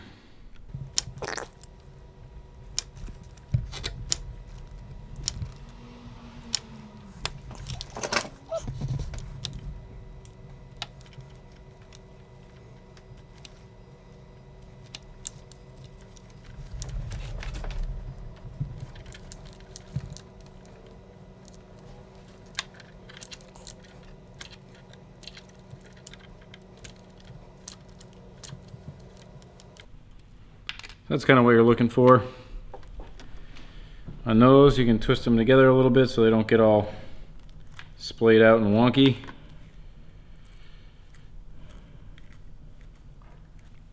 And then we're going to take our connectors over to the bench and actually weld the wire extensions onto the connectors on the bench. It's just a little easier to work on the bench. Then we'll have our long leads coming in. And we'll connect to that. So go over to the bench and prep this and get going on that. So once you get all your wires prepped, I've got all the ends of these one end of these wires trimmed back. We're gonna tin them all. And this is something I'm mentioning because I don't see a lot of people doing it. And it makes life a lot easier when you're soldering stuff. Basically what you're gonna do is you're gonna prep all these ends and apply a little bit of solder to all of the wire ends before you try and connect them to the other ends of the wires. So I'm just putting a little bit of soldering flux on all these clean ends because just like with welding or a lot of other things, your prep is critical to your success here, and cleanliness is very important when you're making any kind of solder or weld or anything like that. So we're just putting a little bit of flux on all these ends. And that will help create a cleaning action when you apply the heat and everything. So now, get your soldering gun. These ones warm up pretty fast. Some of the other soldering irons take a little while. As long as it gets up to temp, you'll be fine. And then you want to just kind of clean it. Get some solder on here, and then you're just going to prep each end like that. So you're getting a good base of good clean solder on all your wire ends ahead of time. And this will make your life a lot easier. And solder works on temperature. It's like a capillary action. So once the wire gets hot enough and it's clean enough, you can see the solder just sucks right in. So all those ends are tinned nicely. I don't actually need the little stand. We're going to do these guys now.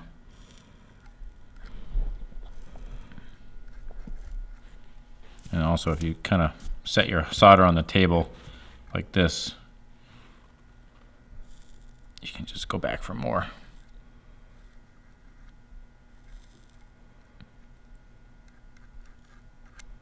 So those are all pretty nicely tinned. And now we'll tin the other end of the wires, and then it's just a matter of holding them close together and getting them both warm enough, and they'll both suck together real nice, and you'll have a really nice solder connection.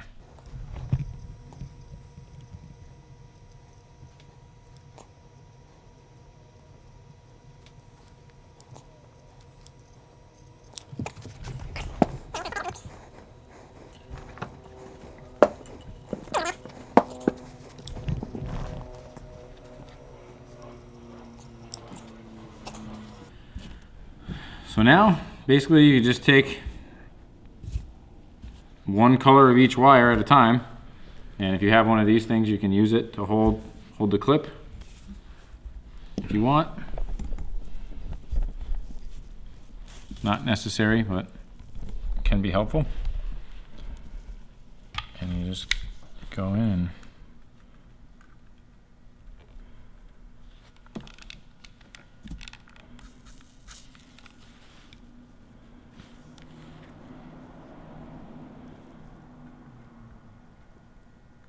Whoa. Of course it's gonna fight me now that I'm on camera. There we go.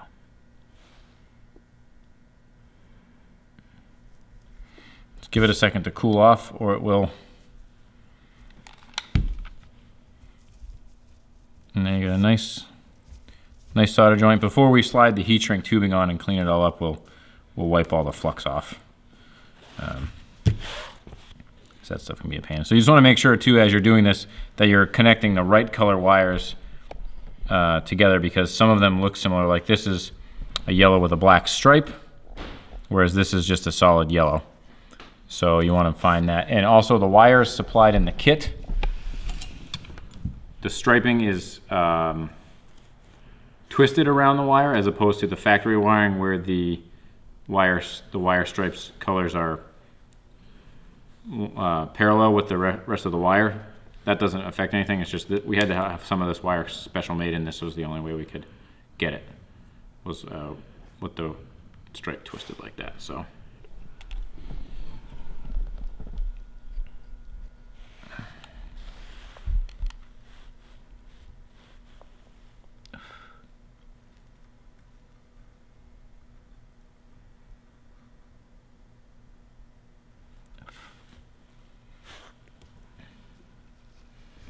and some of the colors are repeated on the other, you know, both connectors use some of the same color, so there's two of some colors in the kit.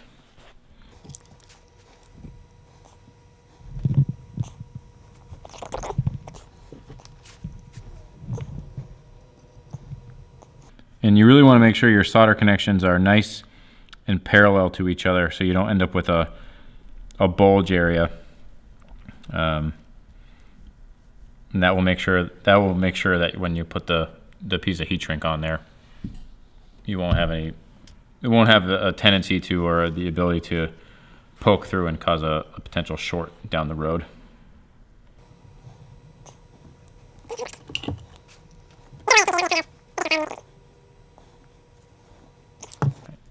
So I just got to grab a rag and wipe these off real quick, and then we'll slide the little sections of heat shrink tubing down on there and use the heat gun to shrink them down. All right, so we've got both our color matched wire extensions soldered on here, and now we just got to throw our heat shrink sections on to each wire.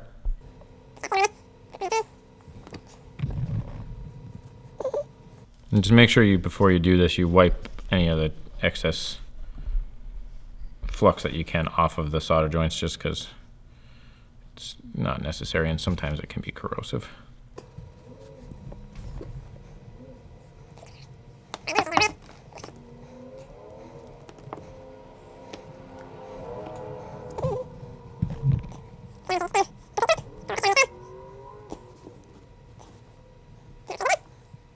And then you can use a lighter, but a heat gun is a little bit safer and faster.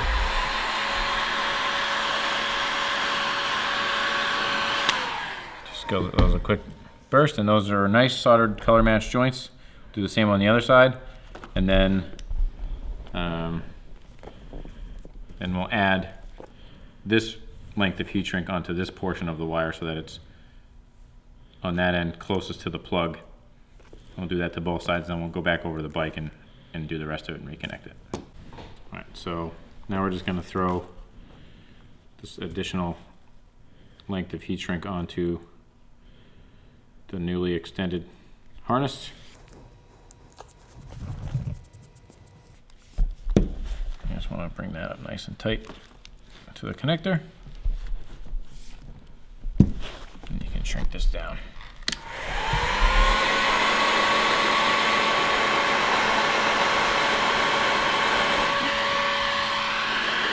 And your tablecloth is ruined.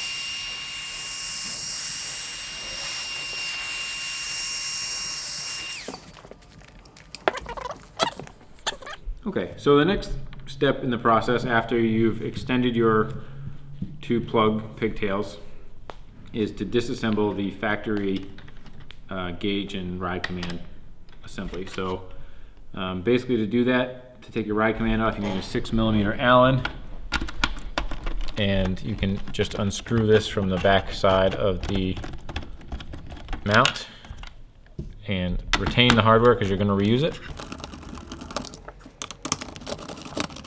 And I like to take the ride command off first before I pop the gauges out because you have to kind of manhandle it a little bit sometimes.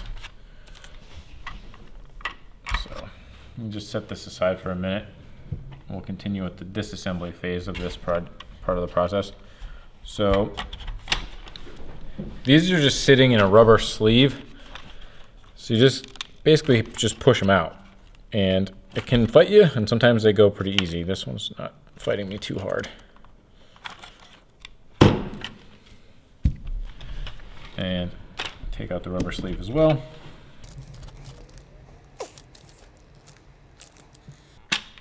Just go a little at a time, work it back and forth so that you don't break anything. And then also, while you've still got the old bracket in hand, you actually want to rob two of these metal quick nuts. Doesn't matter where you take them from. I think they're the easiest to pop off from down here though. So a flathead screwdriver or something like that. Just kind of work it underneath there and pop them off. Because we're going to reuse two of these on the new ride command mount. So just take those off and put them with the hardware for your ride command mount. And if you damage one or whatever, you got a couple extra, so don't stress about that. And otherwise, you do not need this mount anymore. All right, so the next step will be to install the rubber sleeves into your new gauge mount. And each of the rubber sleeves has a small indexing mark on it that's kind of cast into the rubber. And that mark goes into the notch, the corresponding notch on your new gauge mount. So you just want to make sure that that is dropped in place. You can kind of peek from the back side too to make sure it's right. And that just sets in there like that. We'll do the next side, same deal.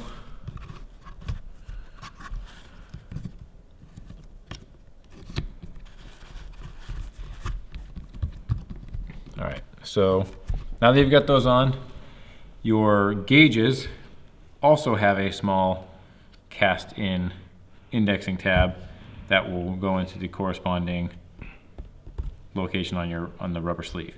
And if you forget for some reason or whatever which side is which, if you go back to your stock mount, it actually says on it tack and speedo. So it also says it on the back side too. So if you forget or you get confused or you didn't make a note, you can always go back to that. So this side is your tachometer. This side will be your speedometer. And you can just go ahead and fire them in there. However, you'll probably struggle. So if you take a little bit of WD or some other kind of lubricant and you just kind of lightly coat the exterior of your gauge quickly and the interior of the sleeve, and then line up your mark, it will drop right in significantly easier than it will otherwise. And something like WD-40 evaporates pretty quickly. It doesn't really affect anything long term. You could use a silicone spray too if you wanted, which might be nicer for the rubber. Where's that mark? Just like that. And then that just drops in. So there, your gauges are now installed in the new housings. And because in this application, there's unlike in the factory, the stock application, there's an outer bezel that goes over the gauges to kind of keep them in place. We don't have that in this instance. So in your kits, you will find 4 small stainless steel Torx screws, as well as 4 small stainless steel washers. And those are going to be used to retain the gauges into the dash. So for that, flip this around here. So those are going to go through the holes in the back here in the gauge pod. And you can see, even though we've lined up our indexing marks, there's still a little bit of movement to line the holes up. And if you're doing this, obviously you're going to be doing this for the first time. So these are like a screw that is designed to cut threads into plastic. So you're going to be basically forming threads into these points on the gauge for the first time. So just kind of go slow and gently as they go in, because it will be making threads for the first time. So what I like to do is get one started and then get the other one started before finishing tightening either one of them down. And you can kind of manipulate the alignment as necessary.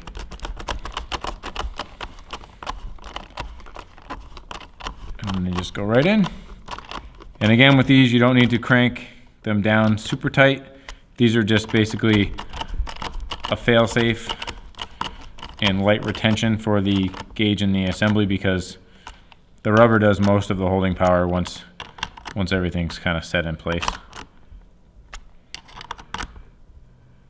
So that's all it needs. And then you just repeat that process on the other side.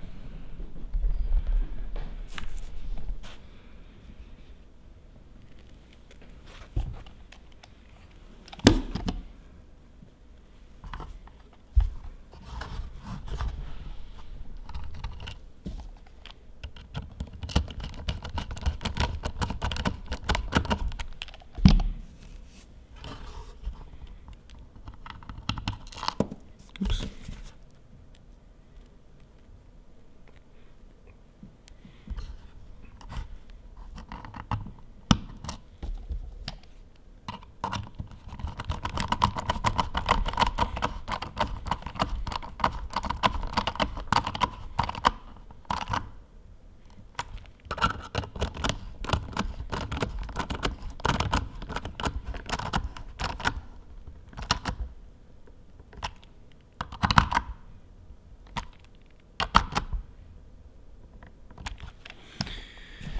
And that's all that is, all that you need to do there. So now from there, again,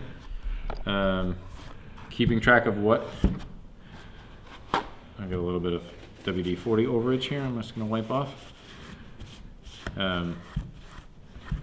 Keeping track of what side is what, speedometer and, I'm sorry, tachometer and speedometer. You want to now install the plugs for each of those gauges into the gauges. So your tachometer has 6 wires. 1, 2, 3, 4, 5, 6. So you want to clip that in. I'll spin it around. So you want to clip that in. And your speedometer has 5 wires. Clip that in. Okay, so now that your plugs are plugged into their respective gauges, the next step that is easier to do on the bench than on the bike is to kind of prep up your wire management on this on this part. And you can see we've provided a slot in the back side of both of the gauges, and that's for a zip tie. So you can start one zip tie through, and if you're working on the speedometer side, your end goal is to get the wiring to kind of want to loop around and in this kind of orientation. So on the speedometer side, you have to kind of go up and then back down in a loop. So that's why I'm orientating this one that way. You also don't need to use a zip tie that's quite this long, but so this is kind of what you're looking for. You can leave it a little loose for now because you can tidy it up once it's on the bike, but that's basically what you're looking for on the speedometer side. And I'm going to just trim this a little shorter so it's not flopping around, but this will allow me to finalize it and snug it down when it's on the bike. And then moving on to the tachometer side, because we want the wire to end up in this orientation, you don't have to do the double loop, it just is a single. Same thing.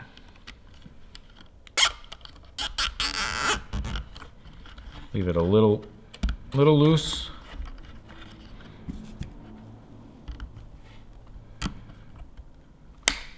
And we'll go in there later and clean that up and trim it. But this kind of keeps everything approximately where you're going to want it. So from there, you can kind of see what everything looks like.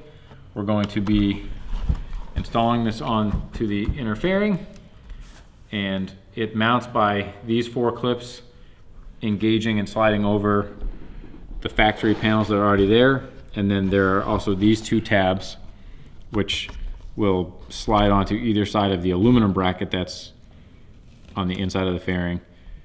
And these 2 holes accept 2 of the factory shoulder bolts that we removed previously, the Torx ones. And you're able to access the screws from the side with a Torx bit on an extension to thread those into the aluminum bracket. So this is really, those 2 points and these 4 are what retain this gauge assembly in place. So we're going to bring it over to the bike now, and as we're laying it onto the bike, we're going to make sure that these wires are routed into the fairing how we want them so that we can move on to the connecting step later on a little easier. Okay, so now we're going to place the gauge pod onto the motorcycle, and as you do so, just be mindful of where the wires are falling. You want to make sure they don't get pinched between the gauge pod and the factory panels. Kind of want to just shoot for them to be under the windshield brackets for now, kind of. And then just make sure that all 4 of these tabs are fully engaged. And that you're obviously, both of these tabs are on either side of the aluminum bracket. Then you want to grab one of your factory shoulder bolts with a little bit of blue Loctite on there, and with a Torx on a extension, you can reach through And get the bolt in and started into the aluminum. And it's important that as you're doing this that you make sure the shouldered section of the bolt slips into the plastic housing and doesn't get stuck on it outside of it and pushing into it, because you can break this. So just snug it down for now, and we'll do the other side.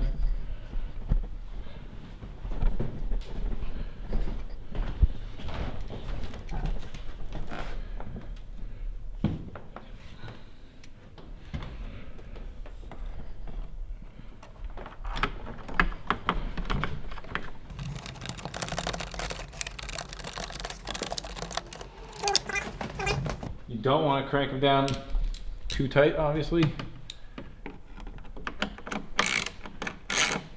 That's what the Loctite's for. It's good and snug.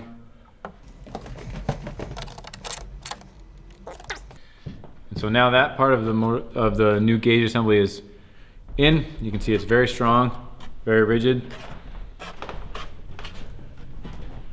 And you can start to see how the dash of the motorcycle is going to take shape.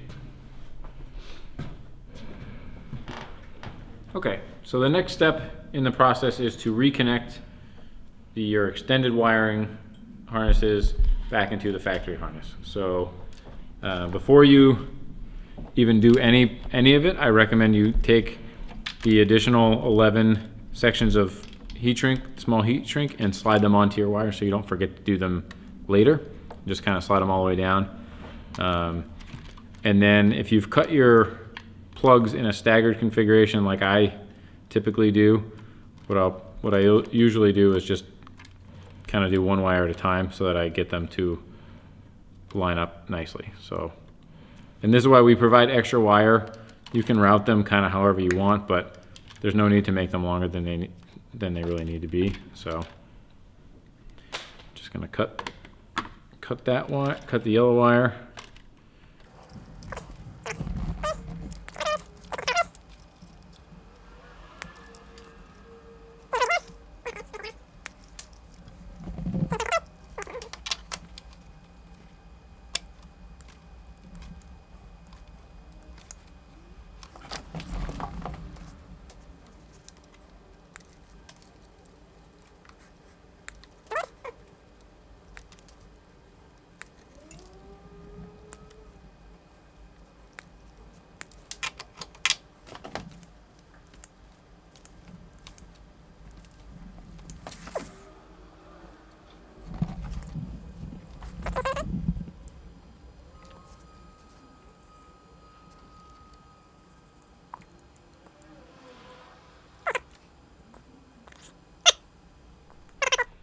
So after you get all your wires soldered and wipe the extra flux off if you used non-flux core solder, you can slide all the heat shrink sections back up and cover all of your splices.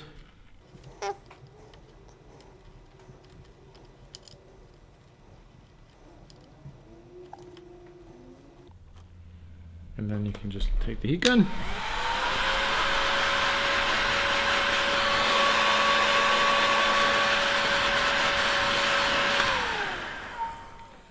And then the last thing I like to do on these is you can either use electrical tape or like gaffer's tape, which is like a cloth tape, which is a little bit more similar to what is on the factory harness to begin with.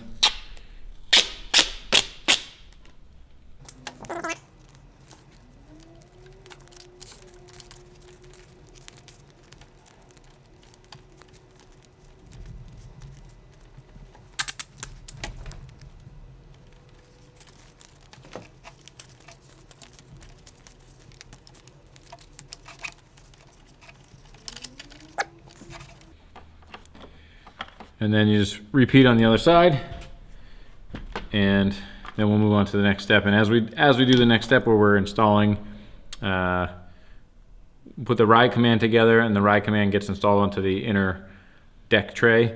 And then when we're installing that, we can route all our wiring and cabling as necessary. So the next step is to get your ride command mount and the 2 small black screws that came in your kit, Phillips head screwdriver. And we have to establish the threads for the first time in these holes. So just want to turn the screw backwards a little bit until it kind of drops down in. And then with good downward pressure, just ease the screw in there. The screw's designed to cut threads into plastic, so you just want to get those threads established for the first time. Now it'll be easier than doing it later. And let's do the same thing on the other side. Just turn it backwards a little bit, and then just nice and easy, but always with constant downward pressure as you're turning. Get that in there. All right. And then you can just set those back off to the side because we're not going to actually put anything in there until the final assembly. So now, if you look at your ride command on the back, you've got your 3 mounting locations, and then there's a dowel pin here that will mount in this dowel pin location here. And you've got your 3 mounting screws, which again, I would just put a small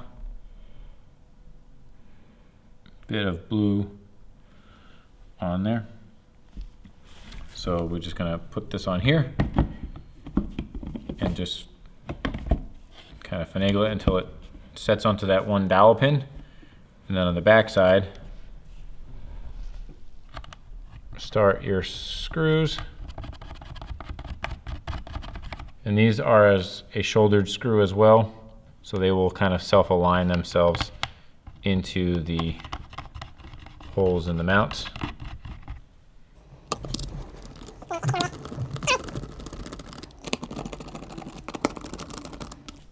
Just before you tighten them all down, just make sure everything feels like it's sitting good and square. And you can snug those down until they snug up. Just like that. So that establishes the ride command on the mount. The next thing you want to do is you want to take those 2 quick nuts that we removed from the mount earlier, from the stock mount, and these are going to get installed in this position here over these holes. But the thickness of this bracket is a little bit greater than the thickness of the factory bracket, so you just want to kind of pry them open a little bit with a screwdriver or something like that, just to get them to be a little bit wider than they otherwise would be.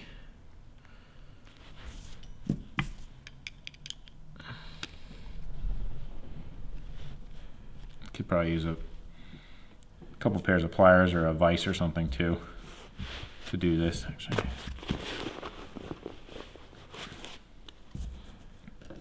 You don't want to distort them, or you just want to get them a little bit wider so that they slip over the plastic a little easier.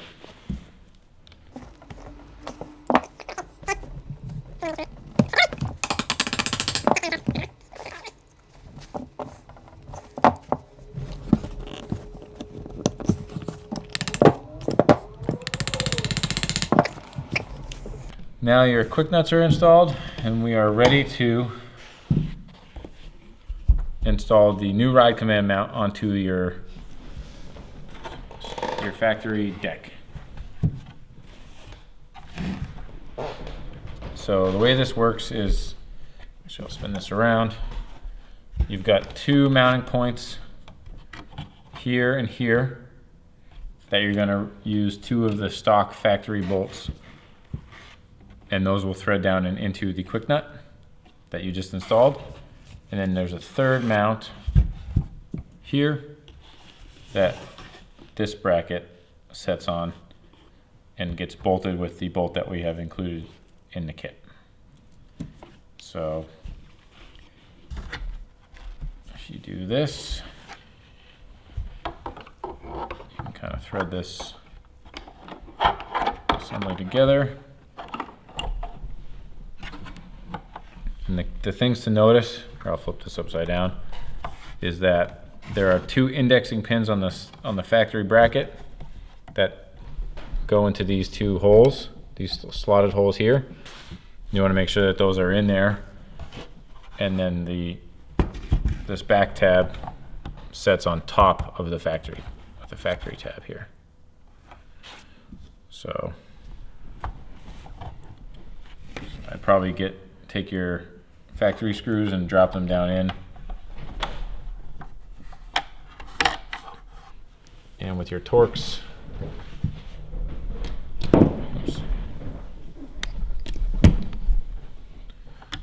get them started.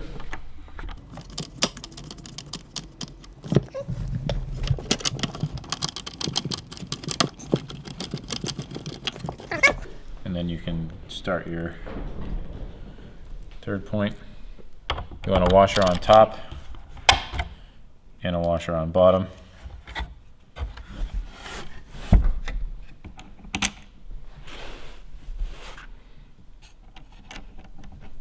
And this is a nylock, so you don't need any Loctite or anything, and then you can snug this down.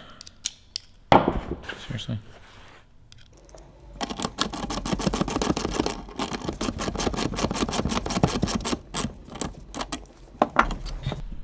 So that's how that assembly goes. I'm just going to snug these last 2 down all the way.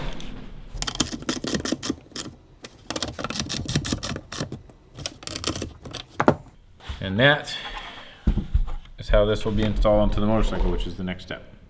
Just wanted to point out, because we're going to be now installing the ride command assembly onto the motorcycle, some of the wire management stuff you want to just keep an eye out for.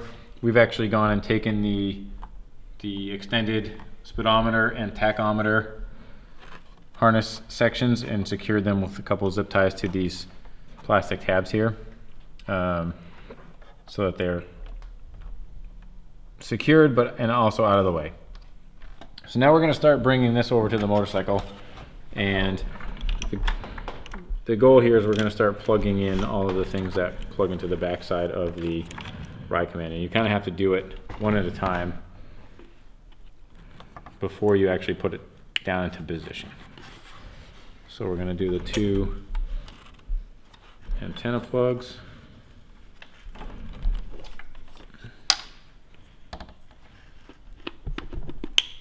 First, because they're on the top, and then we're going to work our way across with the larger connectors.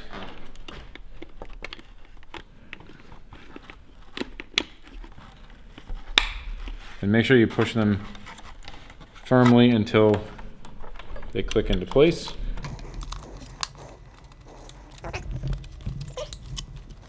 And this wire no longer has a home, so it just gets kind of tethered up with the other stuff once everything's in place. And you want to just carefully slide everything down.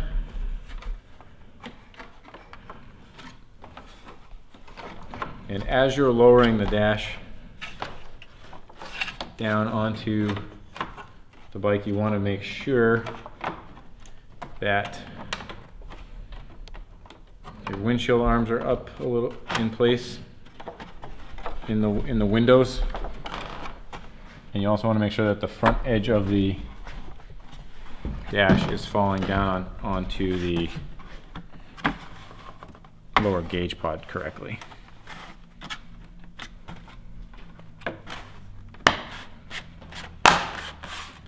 And then you just want to push until those body clips engage with the lower trim.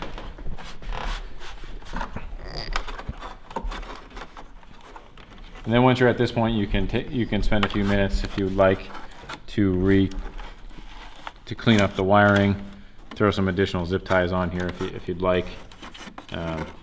Just kind of get everything tucked in nice and neat, and also make sure that as your windshield arms move, they're not coming into contact with anything or binding on anything. And then once you're sure you're good with all that and everything is run nicely and where you want it, you can drop in your factory mounting hardware. And I like to just go around and get all of them started first.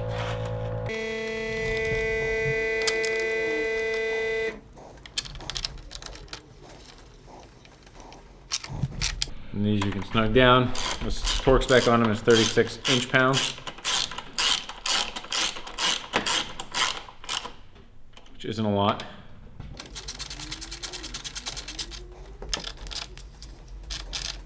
Okay, so now we're going to install our windshield bracket. And I like to do this before doing the hood, just because it's a little easier to get to everything. Take this back out and be careful that the little plastic sleeve stays in there. So you're going to take your 2 factory bolts and a 5mm wrench and get this in place. Oops. This is somewhat of a tricky operation. Do it a few different ways, but if you don't do the center pin first, you can get the arms up a tiny little bit higher than you otherwise would be able to. So gives you a little bit more room to work.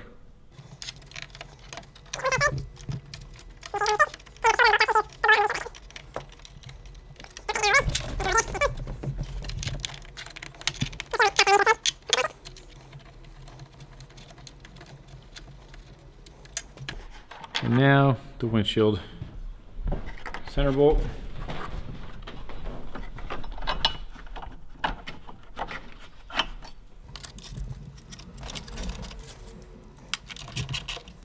Tighten this down. This bolt is also a nylock, so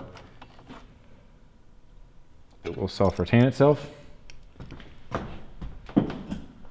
And now you can just put the final torque down on both of your windshield bolts.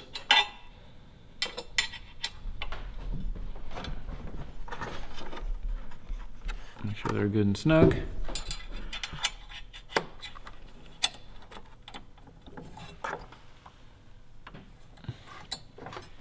Now we can install the windshield. Like I mentioned earlier in the video, we are upgrading this bike to a Clockworks flare. I've laid out the 2 mounting bolts and backing nuts for the outer parts of the windshield down here in the tray, and I've got the components for the center one in my hand. So we're gonna get let's see, do this.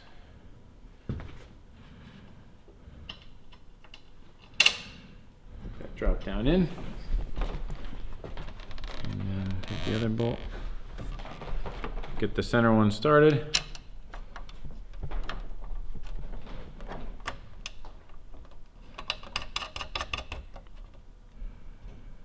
And now that will allow us to get the rest of them all started. And I just do them all hand tight for now.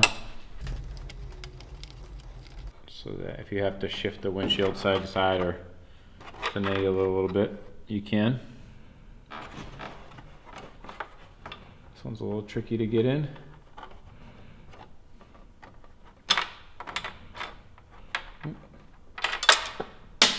Gone forever.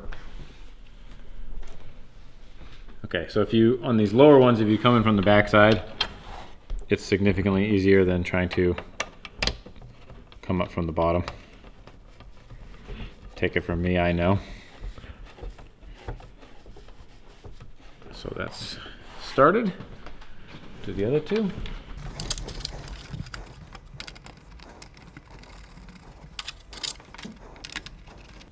Once you get them all started, you can get the right size Allen wrench, which I don't have in my hand right now, and snug them all up. Okay, so the next step, once you've got your windshield on, is to get your dash hood and slip it down. And as you're going down, you want to make sure that this tab, these two tabs, engage into the two slots in the deck below as it's going in. So you just want to make sure that they're down in there.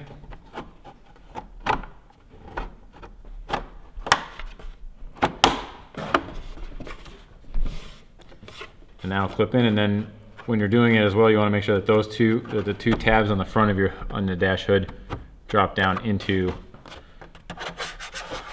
this part of the trim as well. And then the last step in the assembly is to take your gap cover, and that drops down in here, just below your buttons. And this is when you take those two screws that we started earlier and thread those down into the ride command mount. All right guys, so with the installation of the gap cover, the dash kit installation has been complete. The only things left to do are install the outer fairing shell, plug in the lighting, the speaker grill installation, bleed your front brakes, and adjust your clutch. So I hope that this was informative and helpful. Again, thank you very, very much for purchasing the kit. If you have any questions at all, please do not hesitate to reach out to us. There'll be more information and links in the description below for information on these products and others. And don't forget to like, share, and subscribe. Tag us in your photos, send us your photos. We'd love to see what your bikes look like with the kits on them and what you do to them. And just thank you very much once again.